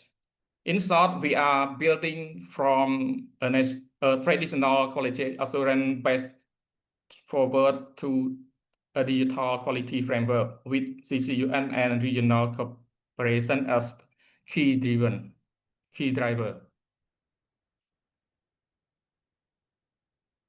So for quality control recommendation for regional guidelines, so we recommend to recognize team-based production as quality-based practice, support integration Moodle with external ordering tools such as Articulate Right, and promote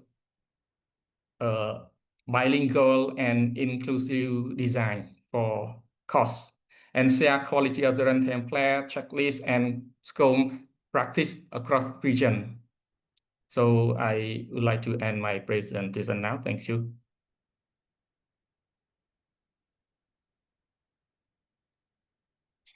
Well, thank you very much, Professor Bimnang, for your perspective. And so it's very nice to see what Cambodia is doing in this regard and the progress it is making. I see that from your presentation, there is a dedicated team to make sure that the Moodle courses which are prepared and presented, although for a limited student audience, follow a certain structure, and there are regular trainings and the activities are tracked within the system. So once again, thank you for your multiple level guidelines perspective and ideas on how to promote quality control at the regional level. And I especially liked your comment regarding bilingual aspects to be incorporated. And this is, of course, a very important element of many of our Southeast Asian partners, and it may not be something which is so visible in the European context because many of the European partners still are countries with one national language, for example.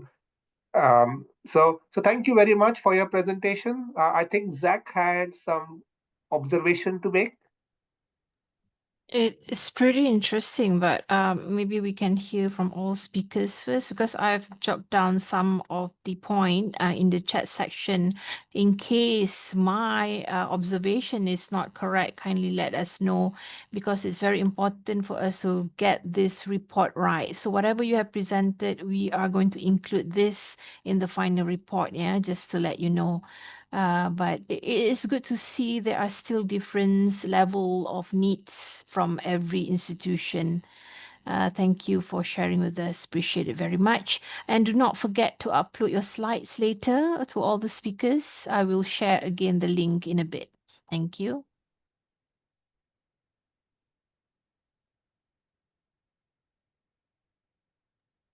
All right, thank you very much, Zach, for your inputs. And yes, I'm making some notes on my side, and I see you're also making some notes on your side, but please also save them, yeah, so that we have all of this saved. So now that we have seen the perspectives from Laos and Cambodia, it is now time for Malaysia, and we have Dr. Salbi Yanon here to talk about the Malaysian experiences with Moodle quality control and various related issues. So the floor is all yours. Okay. Thank you, Pawan.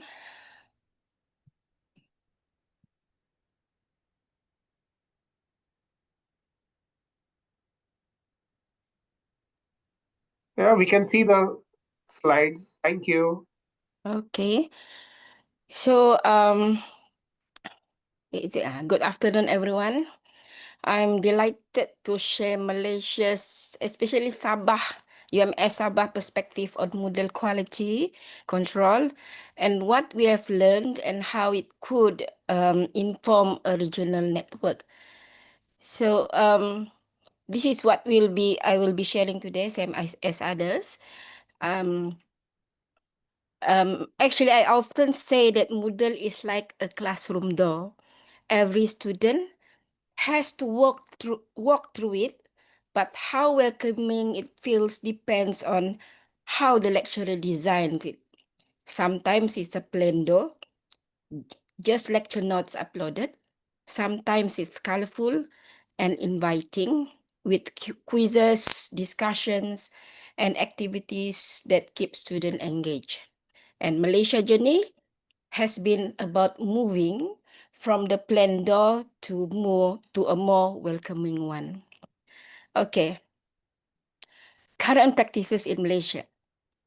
In Malaysia, under the National E-Learning Policy, or what we call it DEPAN, Dasar E-Pembelajaran Negara, all universities are required to implement supportive and substitute blended learning. This means that every Moodle course at least has to provide structured online support and in some cases replace part of the classroom teaching. Okay. At the institutional level, most Malaysian universities implement Moodle primarily to fulfill the requirement of supportive or substitute blended learning, as set out under the DEPAN, the policy, e-learning policy. That's why many institutions use standard Moodle template. So every course begins with at least the basics, a clear course outline, learning outcomes, weekly materials, self-learning activities, and some form of self-assessment. This ensures a minimum level of structures and consistency across the board. Besides that, accessibility has also become a growing focus, especially since the launch of the Inclusive Open Educational Resources policy in 2021. This policy encourages university to design learning materials that are not only mobile friendly, but also inclusive, with captions for videos, alternate text for images, and resources that can be shared openly across institutions. For example, lecturer from UMS can simply adapt and reuse content originally designed at UTM, saving time while also improving the overall quality of the courses.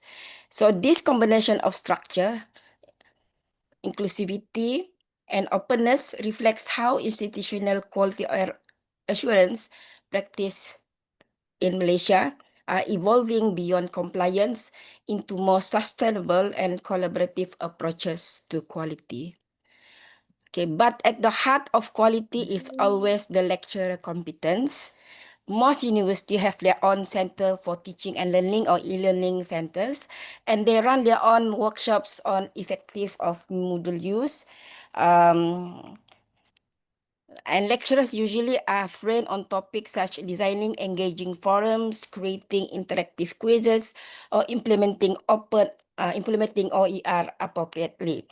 But in UMS, we also share the Moodle training to our students. So we will go to the faculty and we will share how to use the Moodle from the student perspective. And every semester, actually we'll have the substitute blended learning, and then actually we'll train back, I think, just to remind the lecturers that what are the requirement, the minimum requirement for them to achieve, to fulfill the requirement of the substitute blended learning. And a few years back, there's a training at the Minister of Higher Education, My Digital Educator, in which the higher education will train lecturers at the national level in terms on how to develop a good teaching and learning material. And this is a good, I think, there are 3 cohort of the training have been done to all lecturers in Malaysia. And in the case of UMS who attend the course, they will go back to UMS and they are the one who will be the trainers on how to develop good teaching materials. Okay. So this actually, the training actually, like My Digital Educator, give them the skills to turn Moodle from a repository into a true learning space. Okay. That is the current practice in Malaysia. I think in most universities, that is the current practice.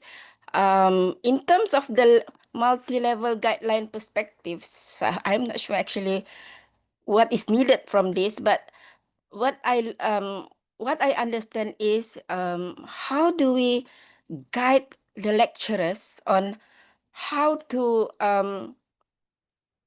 make them skilled in using Moodle. So there are 3 level, and then based on these 3 level, there are 5 elements. For each level, there will be the same elements, but it's only that the items in the elements is different with each level. So this is for level 1, course setup and navigation is only the very basic one.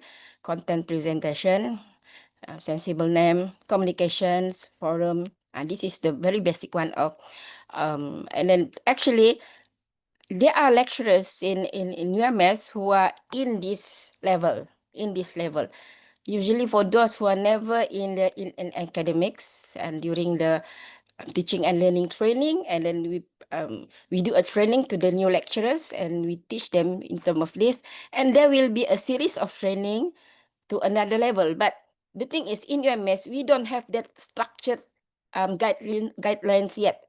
So I think it's good if we have that structured guidelines that we can share. Maybe we can have for the guideline in terms of the DEXI framework. So this is the intermediate quality. This is in the intermediate quality, and then this is the advanced quality. Still using the course setup, content, communication, usability, and access. And then in each level, I think the same with the presenter just now. The advanced level will be more on the personalized learning itself. So the advance from one level to the next level, and then using the same set of guidelines like this. Okay. And then in the context of Malaysia, I think there's 5 pillars. Okay, there are 5 pillars. Okay. Sorry. That stand out as the most critical for Moodle quality control. The first one is there is a need for minimum course structure, mobile first, captions, alternate text, multilingual. No, every course starts with clear basics. Like the second one is accessibility and inclusivity. Mobile first, caption, alternate text, and multilingual. The same with our friend from Laos, just now, I think. In terms of multilingual. But in terms of accessibility, Sabah is in Borneo. And then actually, we understand we have this digital divide where some of the place in Sabah is their internet connectivity is not good. So in terms of that, we have to ready that if we want to do use Moodle, we have to prepare that the class the, the materials is easy for them to access using mobile first. Here in Sabah, sometimes when there's no electricity and then the internet will gone, there will be no phone lines. So that is some things that we have to look into if we want to develop quality Moodle courses. The third one will be the lecturer competency, training, and continuous development for lecturers. My colleague from UMS said just now that the problem of using Moodle because the lecturer themselves don't have the skills to use all the apps in the Moodle. That's why we need the 3 levels of guidelines for them to know that if they already know the first level, they can easily go to the second level. Usually, sometimes people, they just go to the training, but they didn't base on the level that they have. They thought they are advanced, but they are not advanced. And then when they don't understand, they tend not to follow the training and they tend not to just use Moodle, the advanced level Moodle, because they don't understand how to use it. The third one, the fourth pillars will be the quality control cycle, the PDCA, plan, do, check, act, institutional and national levels. And this is happen when actually when we do audits in UMS, we have 2 audits every year. One is ISO audits, and they will look into the academics, and also this one audits on that is for the accreditation. So when we plan in our syllabus that we'll be using blended learning, the blended learning should follow everything which is already stated in the substitute or substitute and supportive blended learning. So that's how we control the quality of the learning of online using Moodle. But still, sometimes it's only good on paper on the table 4 on this curriculum, but when in terms of practice, it just only, as my friend just know, it's only for the sake of getting the 5 marks for the yearly appraisal. So it becomes only a checklist. It's not a culture for them. And then the 5th pillars will be recognition and motivation, awards and promotion criteria that value digital innovation. It means for those who really do and use Moodle for their teaching and learning, we have to reward and give recognition to them. And these pillars are the heart of our approach in, I think, in Malaysia. And then, of course, Moodle quality doesn't exist in vacuum. It is shaped by many factors. Culturally, Malaysian students often feel shy in class, but in Moodle forums, in my experience, they sometimes write more confidently. I hear their voice through the writing, not in the class. I believe it is because of the power distance between the lecturers and the students is so high, and they are not that comfortable and they feel shy to respond in the class. So when there's a Moodle, a forum there, it's a way for them to just share their ideas. And then actually, the Moodle actually forum in Malaysia, they create a safe online spaces for them. So economic factors. Many students depend on smartphones and limited internet packages, as I've mentioned before, and a well-designed course must therefore be mobile-friendly and low bandwidth. Socially, digital literacy varies widely. Some students adapt quickly. Others need clear instruction to navigate online learning. So good quality assurance practices anticipate these differences and provide support. In terms of strategic alignment, also plays a significant role. Institutions integrate the Moodle quality assurance into their broader strategies, aligning with the national e-learning policy, inclusive OER policy, and MQA accreditation requirements. We call it COPA, Code of Practice of Open Distance and Learning. And in terms of motivation is another factor.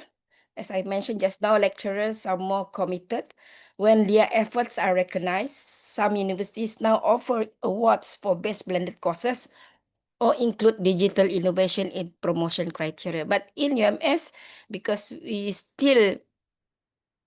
we only have this yearly blended learning award.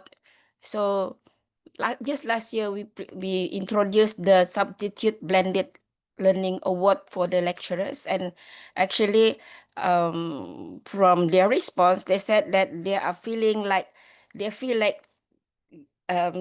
like being recognized for their awards, for their efforts when we provide recognition to the lecturers. So things like that we have to do. We have to motivate the lecturer that we don't want to punish them, because if we can punish them, they wouldn't do it at all. They will only do it for the 5 marks for their yearly appraisal.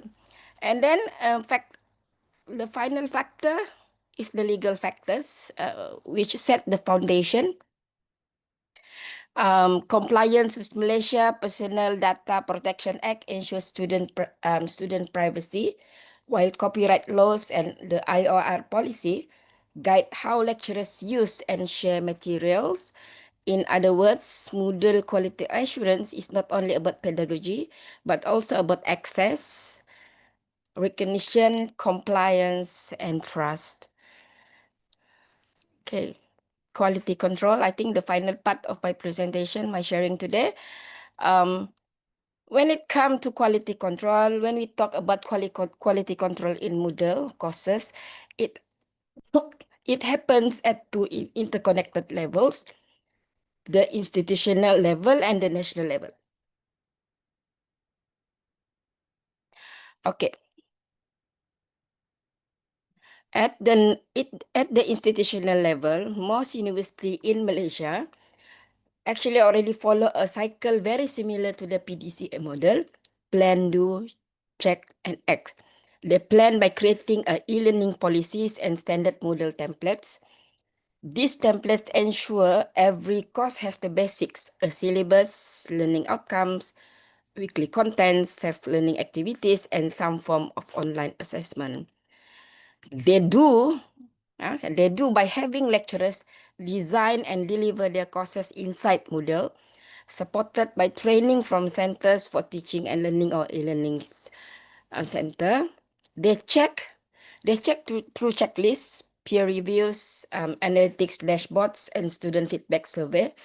For UMS, usually we will use the student feedback survey to ask the student whether their familiarity of using ITEL Moodle, our LMS name ITEL, and then usually students will provide good feedback for the lecturers. One of my friend said that the student mentioned that even though the class is the physical class is interesting, but when it's go to for the substitute class, online class, they feel it's very boring because they only have to read the lecture notes, and the lecture notes is only in white in PowerPoint. They don't feel like there's something interesting to read about it. So things like that, feedback from students is good so that we can make CQI quality improvement in terms of the teaching materials.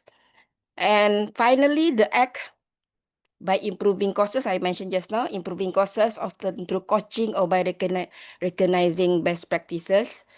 So as I mentioned before, UMS, we run the e-learning ceremony award, giving awards for the best Moodle courses. I think, and in the national level, there's one events, the IUCEL, we call it IUCEL, International University E-Learning Carnival, which highlight outstanding digital teaching. So it's good. They are placed for us, for the lecturers to be recognized. I think that this is something that we should look into, and then how we want this has, how we make this as a culture in the university. So at the national level, okay, several frameworks set the standards. First is the MQA, Malaysian Qualifications Agency, with the this is like a COPA ODL, the endorse quality through the Code of Practice for Open and Distance Learning. Okay. And requiring institution to demonstrate credible assessment, learner support, and LMS integration in the teaching and learning. At the same time, the national e-learning policy makes supportive and substitute blended learning compulsory, which directly ties Moodle usage to accreditation requirements. And in the IOER policy, okay, pushes universities to ensure accessibility through captions, alternate text, mobile first design, and open licensing. So resources can be shared and adapted across institutions. And also the PDPA, the Personal Data Protection Act, ensures that student data on Moodle is protected, reinforcing privacy as a dimension of quality. So when we compare with Europe, Malaysia is aligned in intent, but has some clear gaps. For example, Estonia have the Taltech Awards ECOS quality labels, recognizing and motivating lecturers while creating exemplars of best practice.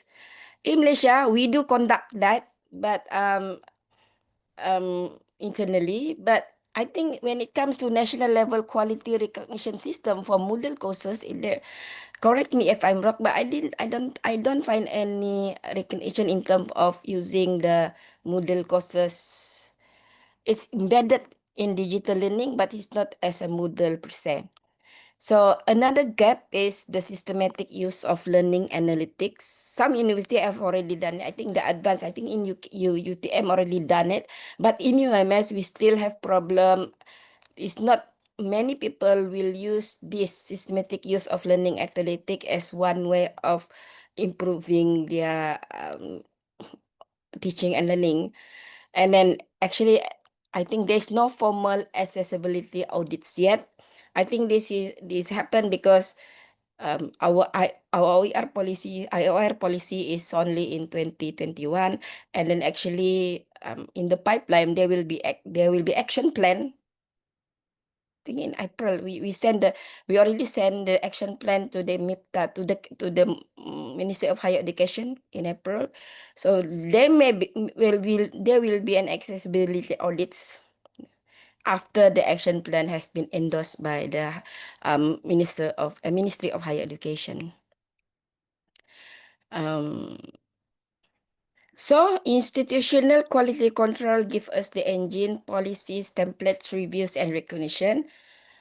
While national guidelines provide the rails, accreditation, inclusivity, and compliance. Together, they form the backbone of Moodle quality assurance in Malaysia, but there is still room to strengthen both practice and recognition by learning from international peers.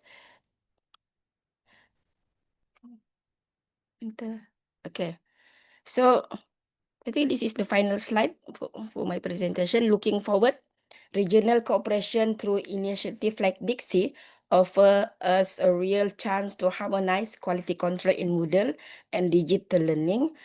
So from UMS perspective, I will highlight 4 actionable principles that could guide a joint regional framework. First, to establish minimum standard using a tiered model, as I mentioned just now,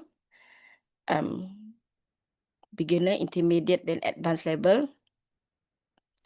The second one, to embed accessibility by design in Southeast Asia, where many students rely on mobile devices. I think in UMS, a survey that we do, 80% of the students access the Moodle, the LMS using handphone. So it means there's a need for the lecturers to develop material which is mobile friendly. The third one is capacity building. Lecturers are the heart of the quality.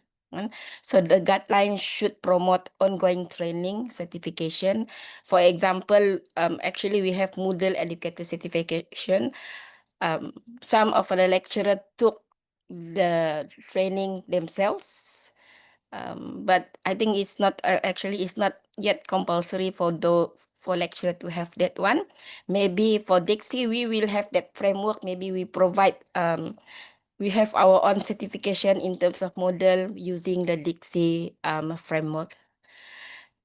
And then the final one is commit to openness by aligning with OER principle.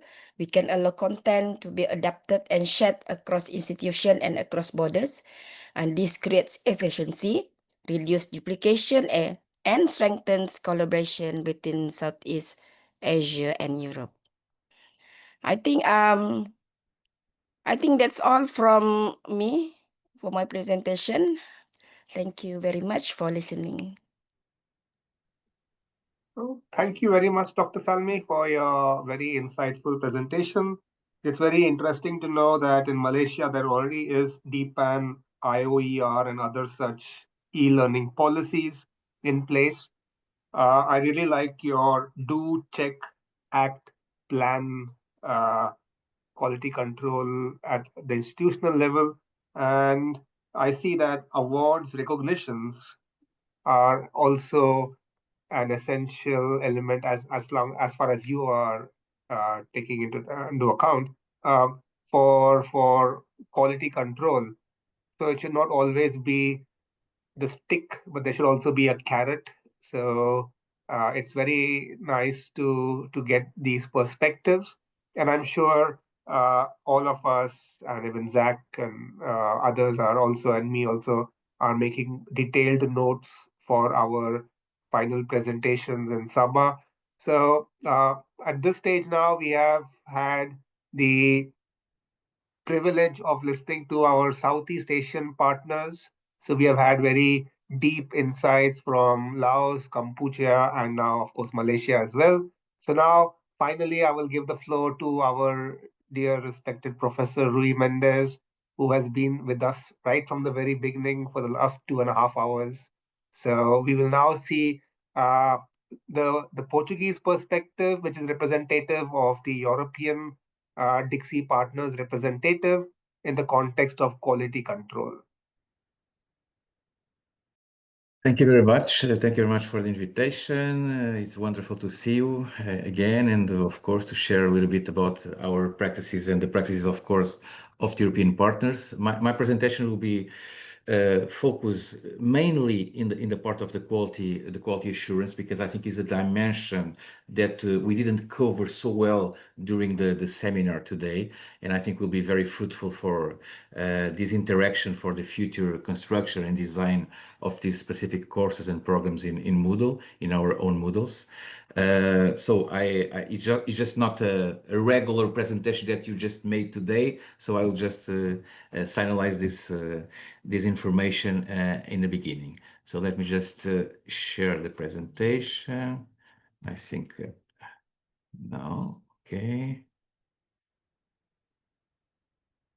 Okay, I think you are seeing the presentation. Yes, correct? Yes, we can see it. Good. Okay, good.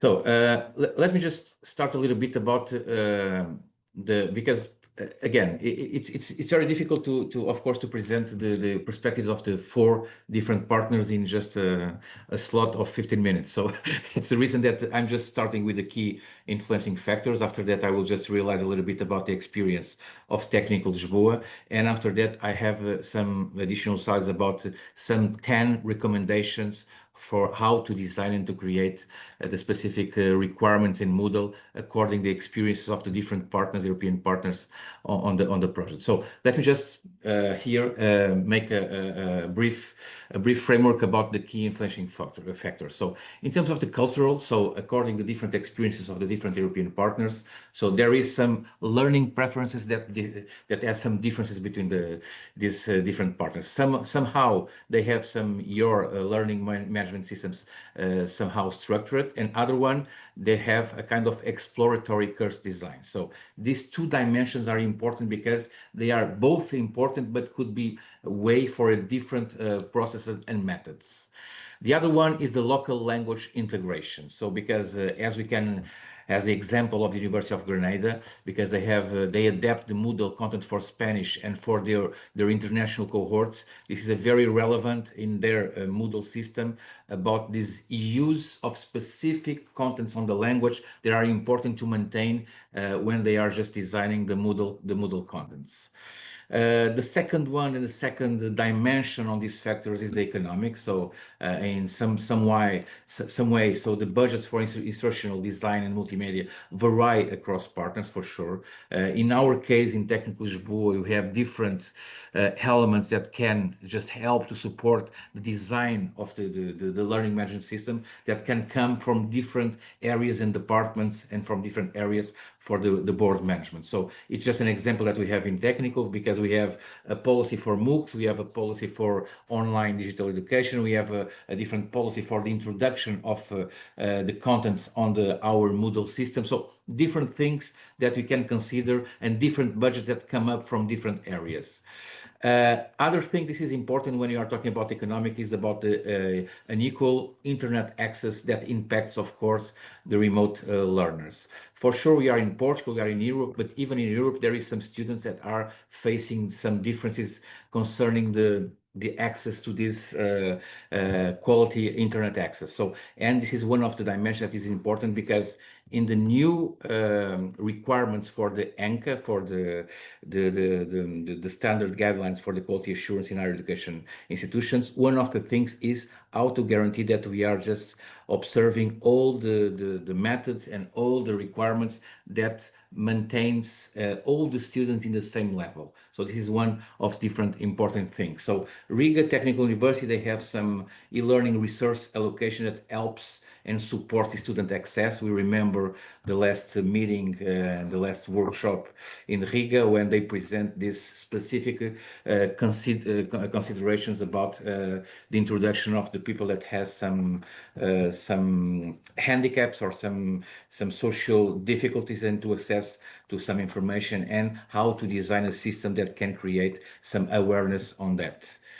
Other dimensions is the social dimension, for instance, and we have here the teacher-student interaction, that we can just shape our Moodle with forums, with feedback, some specific feedback that can just promote this teacher-student interaction. And it's common in all the European partners that are participating on the project.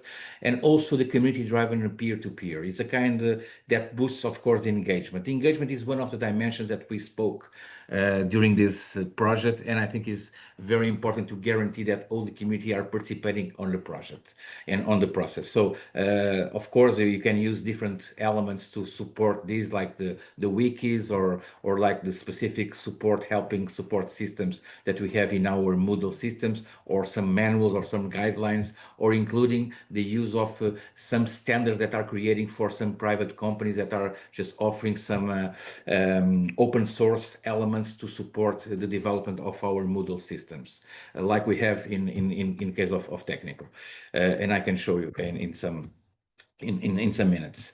In strategic way, we have also the institutional priorities. Of course, some institutional priorities can dictate, of course, our adoption of the Moodle. In our case, in technical, we have this question of the federation of schools, because the University of Lisbon is composed by 18 different schools. And we are also integrating a big thing. This is the European University Alliance, that is also built according a kind of federation system also. So students from different universities across Europe that are based on this European University Alliance, they can access to somehow to a part of the contents that are being offered for the different universities, considering the online digital education. So this is a kind of strategy that the European Commission are just giving to the European institutions, based again on these European University Alliances. This is a kind of strategy that starts in 2017 with some idea that Emmanuel Macron just create in order to develop the new frontiers for the internationalization in Europe in the higher education institutions. And here, this is important, that guarantee that the institutional priorities are there. Another thing, this is very important, that I will speak a little bit about this during this presentation, is about the alignment with national quality assurance frameworks. And we are just speaking about national, also for the European quality assurance frameworks. They are very important to guarantee that when we are designing something, everything as a dimension is just respecting the guidelines and the creation of all the requirements considering the quality assurance framework. Because if you are not going there, of course, we will have problems just to guarantee, of course, the accreditation of some programs, of some parts of these programs. One example is Taltech, that integrates this Moodle upgrades into national digitalization policy. Motivational is the last factor. So is about the recognition and workload incentives. So when you are adopting the Moodle, of course, there is a kind of resistance in some professors and some researchers. And of course, we must adopt here a kind of policy to recognize who is working on that, and some workload incentives like the credits or the absence of credits, just to be more focused on this adoption of Moodle. So somehow this is possible. And also a certificate or an award that can encourage this innovation in the process. So in case of University of Lisbon, we are offering a kind of training credits for Moodle-based course innovation, which is also a very good idea. So if you are just going on the ecosystem of Técnico Lisboa, and returning again to this concept that I mentioned about the Unite, so our European University Alliance, we have different elements here that could be interesting to show. The Agora Unite University, let me just check if I can just open. You are seeing this? Yes? No, Okay. just your slide. No? Okay, so let me just share all the screen.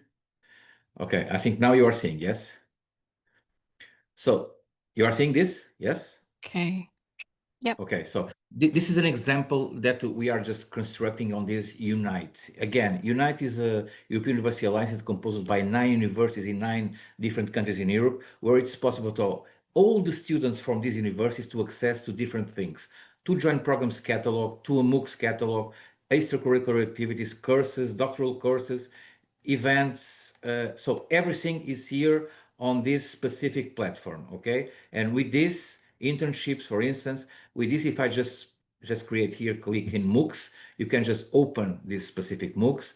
You can just filter if you want to see, you can filter by different institutions that are belong to this consortium, and all the students are and students and professors and members of the staff are allowed to access here. You can filter by if there are physical trainings or offers online or blended, and you can just design, and which is the level that you are considering. And with this, you can just open one of these, and you have the links for direct access to the specific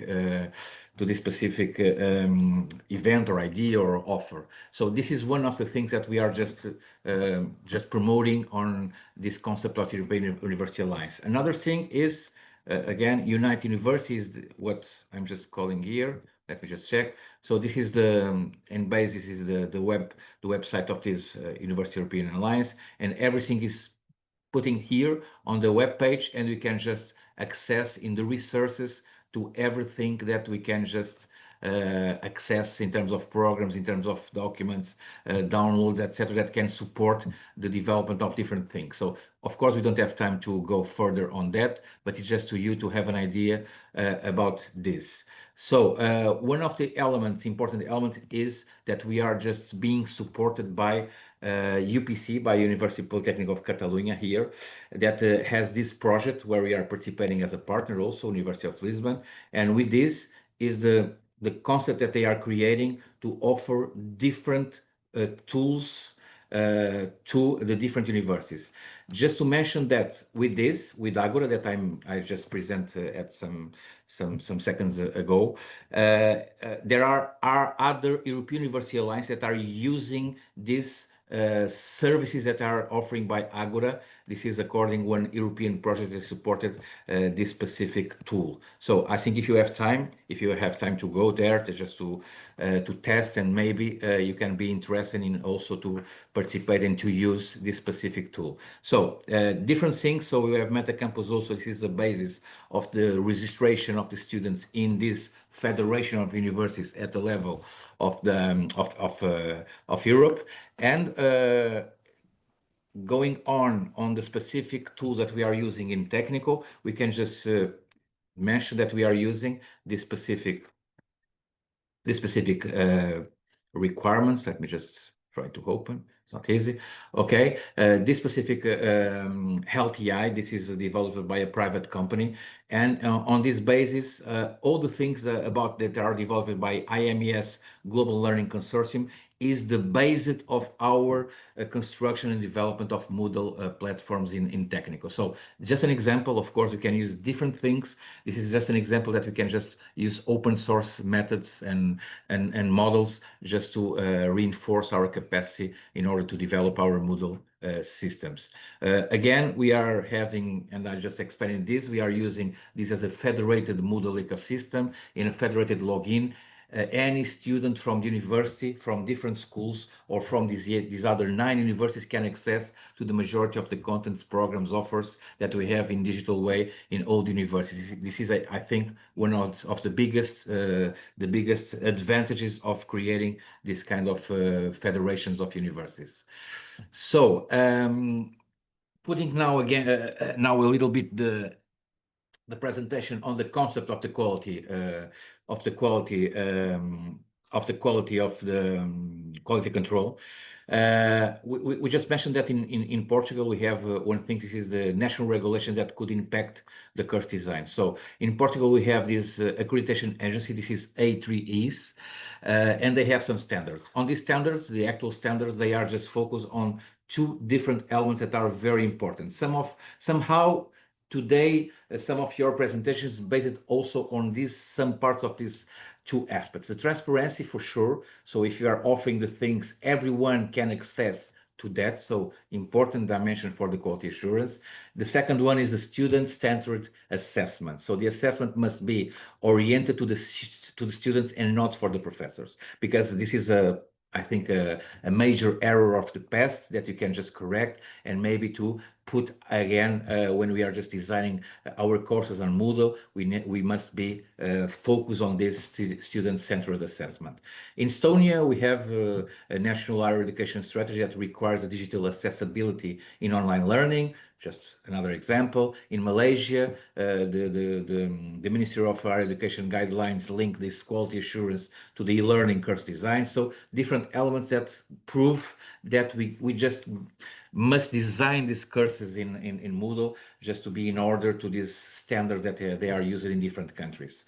Alignment, of course, with the European Union, because it's based on in the European partners or international practices. So the ESGs, the European standards and guidelines, they stress different things for these specific guidelines. So the transparency again, because of course, if there is a European standards for the European Association for Quality Assurance, the accreditation agency in Portugal is following that. So it's a question that we are stressing transparency, we are stressing also the student feedback, but also another dimension is a social dimension, like questions like accessibility or the equity or the use of the equal resources between all the students are very important when we are demanding this kind of course designs.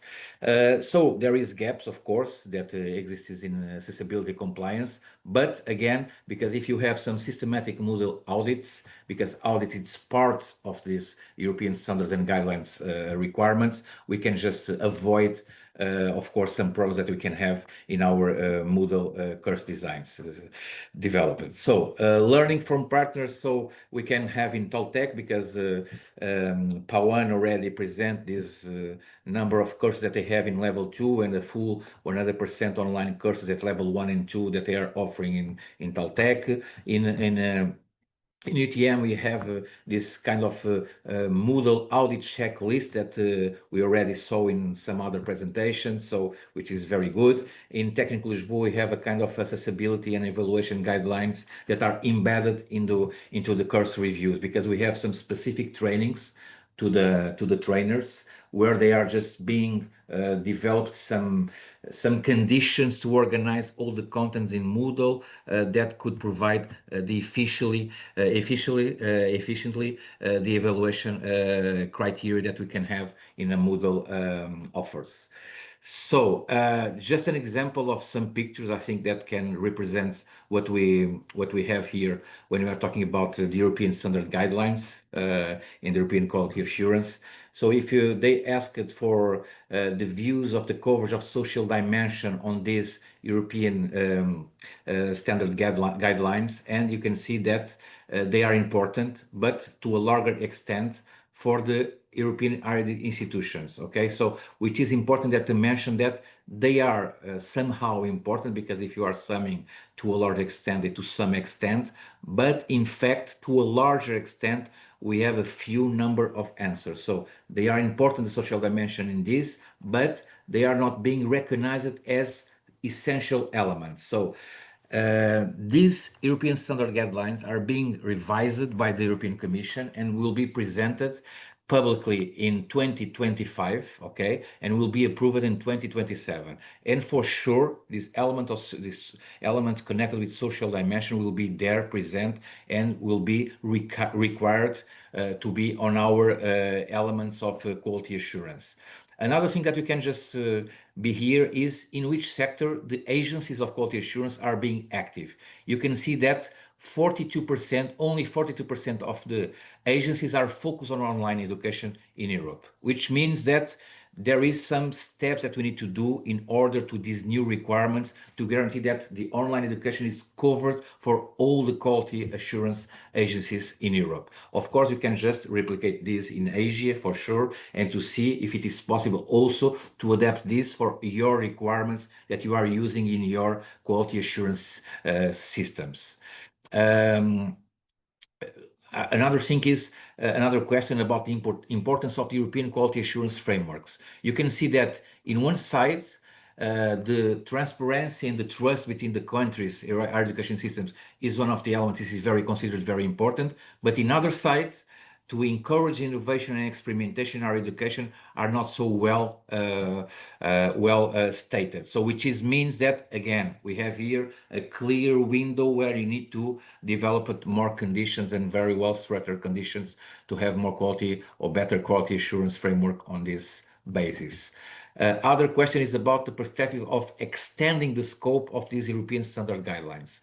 And here you can see the main factor that they can have to be in a larger extent in the future that could be expanded is digitalization of learning and teaching. So again, we are missing here, even in Europe, some requirements for the quality assurance on the digitalization of learning and teaching.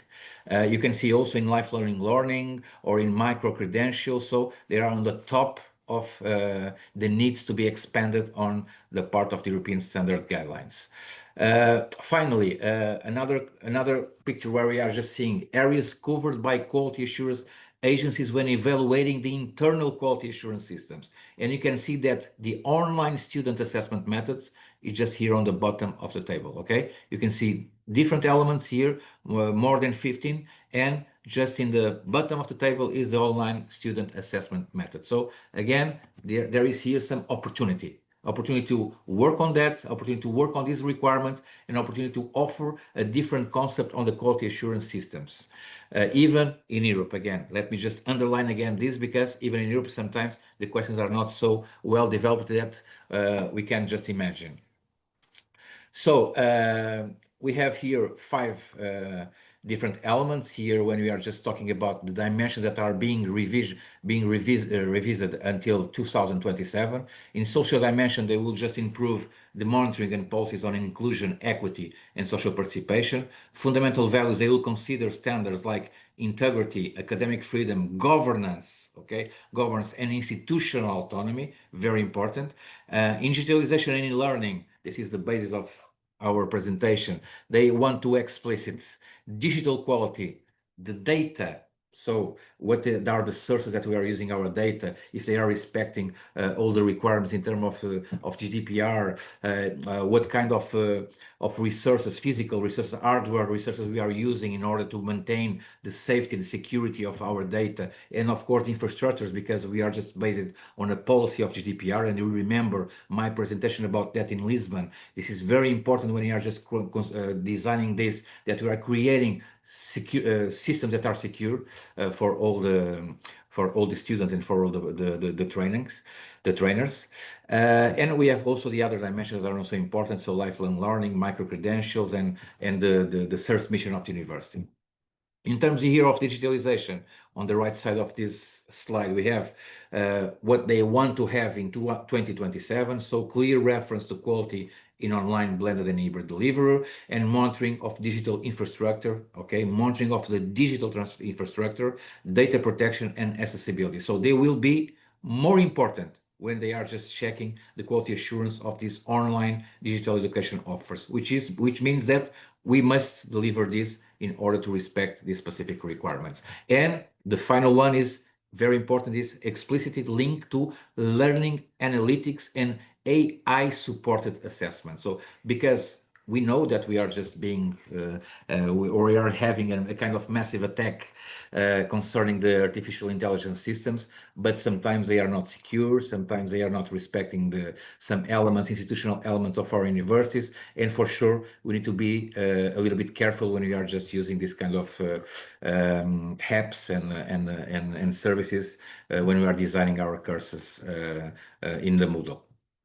So recommendations, we have 10 recommendations here. So one of the recommendation, and it's based also in some examples that we have in the different European partners. So of course, ensure consistency of learning experience across courses, for sure. The transparency that we already mentioned in communication, in structure, and in assessment, very fundamental. Of course, align with this European standard and guidelines. And we have some examples like For instance, I can just emphasize here the EXO Online X. This is a training program that we are offering in our MOOCs that are focusing on online assessment, quality, and transparency. So we have this. We have some elements here on our ecosystem that we are just providing to the trainers the elements that they need for that. Toltec is some institutional learning design program with the goal of upgrading these Moodle courses to the quality level. And Riga, they have this development of Ortus portal integrating Moodle for having a current digital learning services. So it's a unique point to access to their Moodle, their Moodle offers. So which is very important also, because if you are just creating some confusing systems, sometimes could be difficult for the students.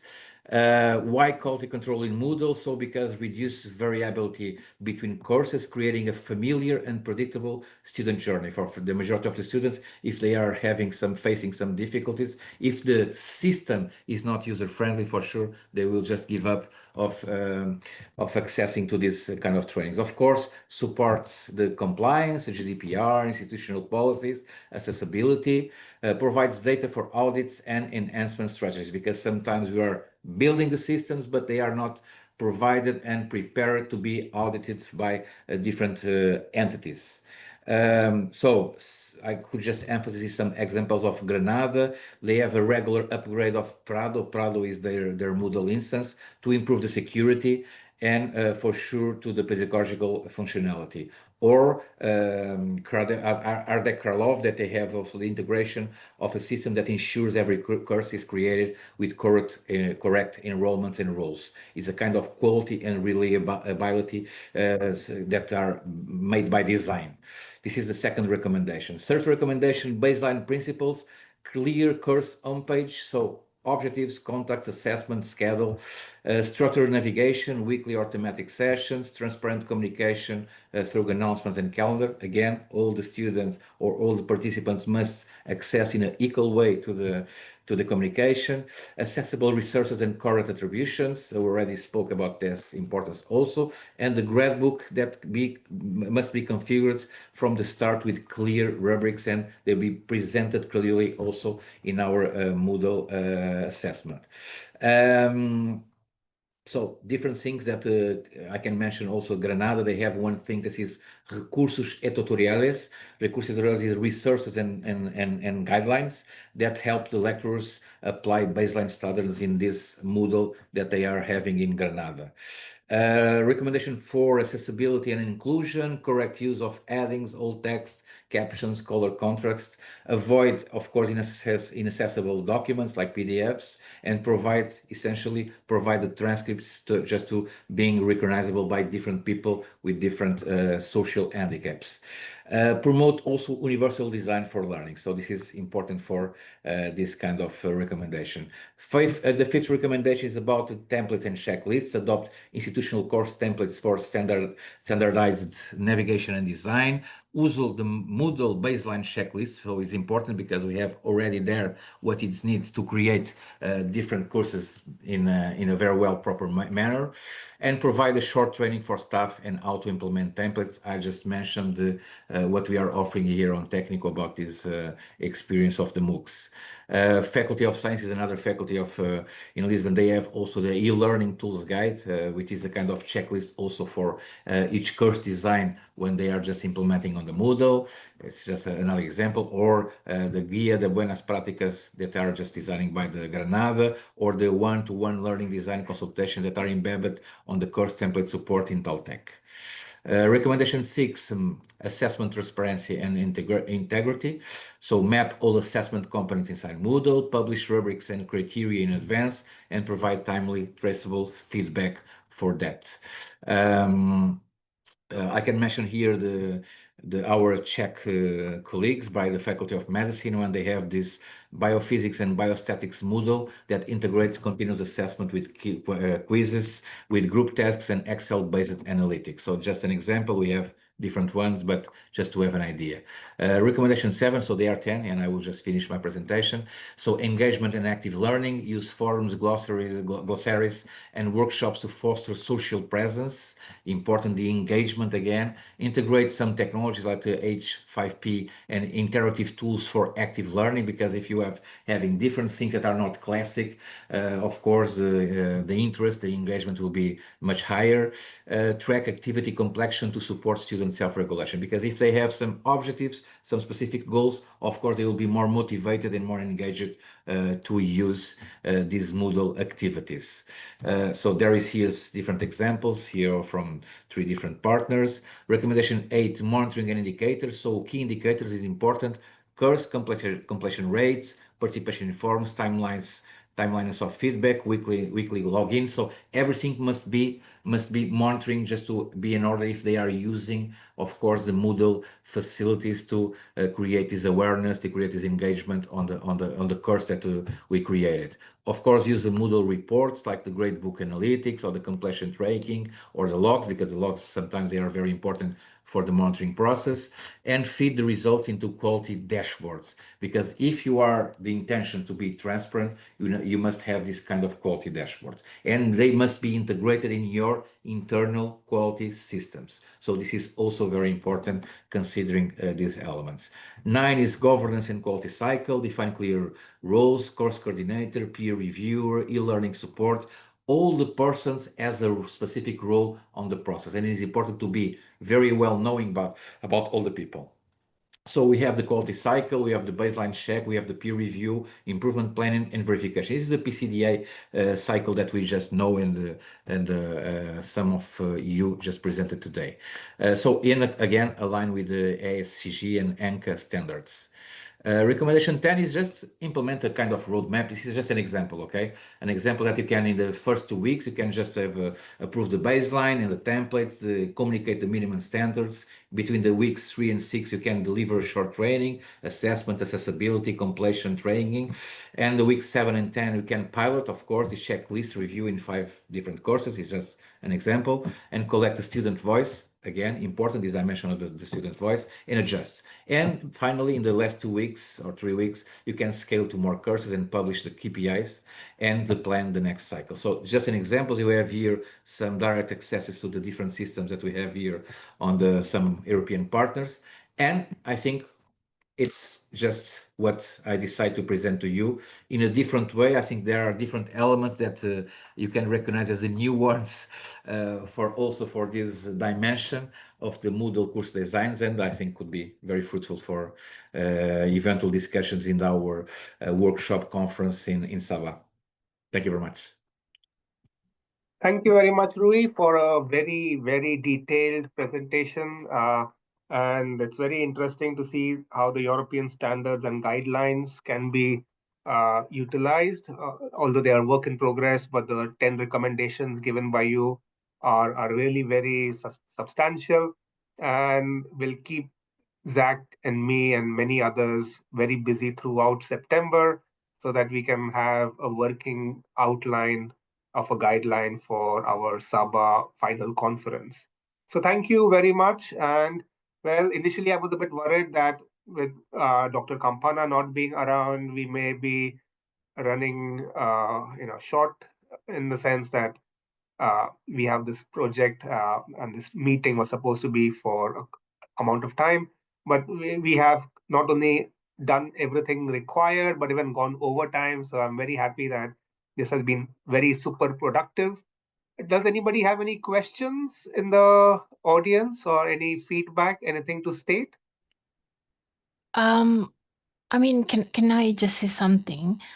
While listening to all the speakers just now, I found it interesting to reflect on the future directions. You know, we all have to learn something from this, that every institution and country should focus on, like for some of us, you know, developing stronger policies, framework for sustainability. Some others should focus on capacity building initiatives. So there are kind of different future direction that we should look into in every country. But when I listened to Roy just now, it seems that the European partners, you have already moved beyond, the challenges that many of us Asian partners are still facing. And you are now focusing on the social dimension of education. I think this is something that we have not yet taken seriously. We may have it in our policy as for Malaysia, but what makes it interesting is that one possible reason, what is it that you become successful in creating a strong culture of sharing? That's what I want to know. Like you shared the initiative with Unite just now, right? How can such culture be cultivated, elsewhere? What are the tips to achieve this?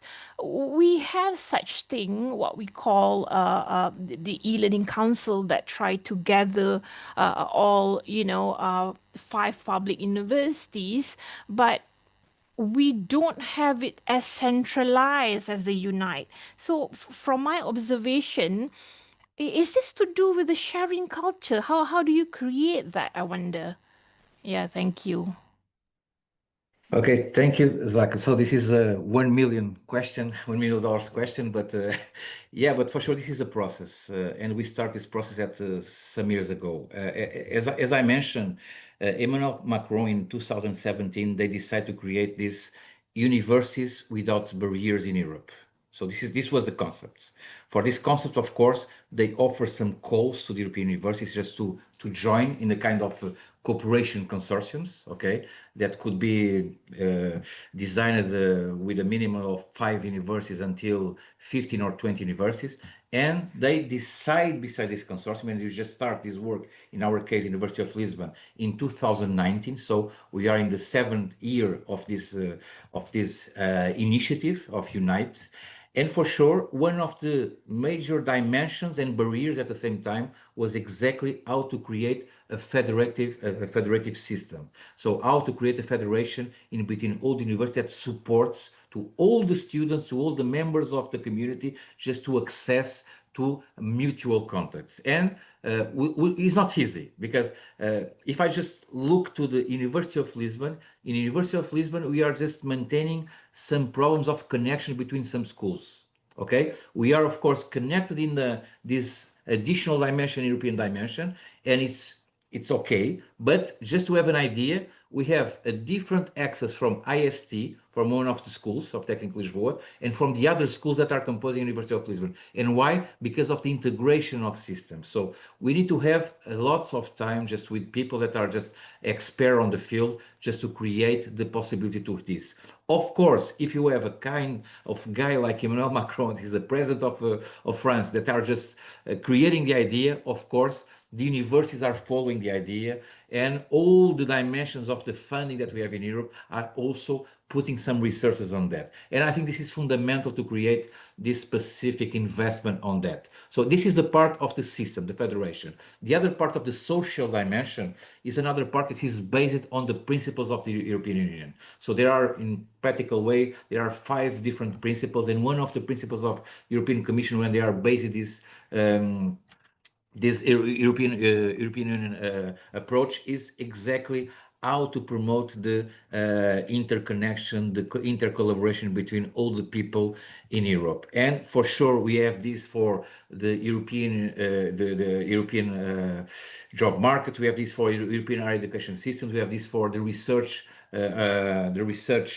European area. So there is different elements that are building on Europe that are creating this kind of awareness and this motivation, of course, to create this kind of synergies between the partners. So it's not easy, it's a long process, and we need to invest on that, creating different elements in different, if you know, in different countries and in different policies that we are creating in the Asia approach, is my opinion. But maybe Pawan can have also somehow an idea about your own experience on the European University Alliance and what you are doing. Maybe it could be interesting. Well, of course, Rui is the senior most and the expert in this regard, and of course, a lot of very deep knowledge into this. But yes, as somebody who has been living in the European Union for almost 20 years now, but still as an outsider from an Asian perspective, I would say that a lot that has happened in the EU is their understanding that the EU is now going to be a leader in the setting of standards and the soft power aspect. And this is something which has taken some time, but of course has devolved into the situation now where a lot of ideas are being implemented with regard to, uh, doing something good for the society and these sort of things. Of course, in the Asian context, we have to be very careful here. We have some very wonderful, amazing ideas coming from Europe, but they have to be implementable in the Dixie context. And that is very important here because, as we saw from our colleagues from Laos and Cambodia and even from Malaysia, there are roadblocks. Some are more severe, some are less severe. And one of the traps that we should avoid is trying to say that, this is the format that is used in Europe and we impose it hook, line, and sinker 100% into the Asian context. So it will be very crucial for us. And of course, in this regard, even Professor Nordin will be very helpful for us to formulate policies that can easily blend East and West and European and Southeast Asian cultural aspects in the pedagogical e-learning system that we are aiming for under Dixie. So yes, a lot of interesting developments, very interesting talks, and Rui's last presentation, of course, has really shown us the full potential that can be achieved. And well, it is now up to all Dixie partners together to figure out how to make this something as a workable document for our final conference in Sabah. Hi everyone. Hello. Hi, Prof. There's background sound. Just about to board the plane. Just what we do. He's catching flight. Prof, can you speak closer to the... Okay, can just want to say hi to everyone. Thank you for the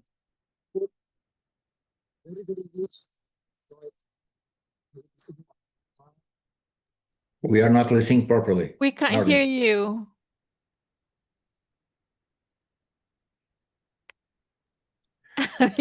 He's catching No. flight. Yeah. Nordin just smiling and. Prof, we can't hear you.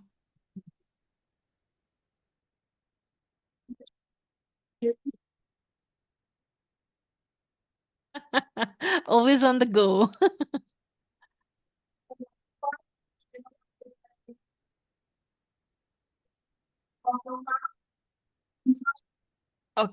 Okay, we can't. Hello, maybe something wrong with my earpiece. Can you hear now? Okay. Just 1 minute, I'm boarding the plane now. Thank you very much for the input. Very, very rich. I enjoyed it. I think very, very useful for our final report. For us to conclude in Sabah. It will give, our project certainly give us certain perspective, very, very rich perspective, which we did not expect at all before actually when we started this.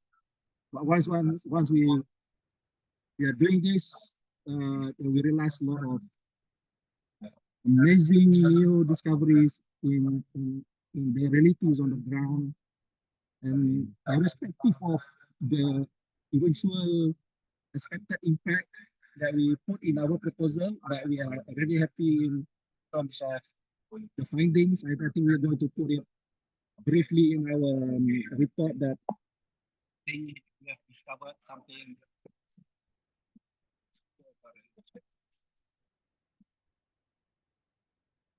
Bye. I have to go now. Okay. But I think yeah, what Prof Nordin mentioned is truly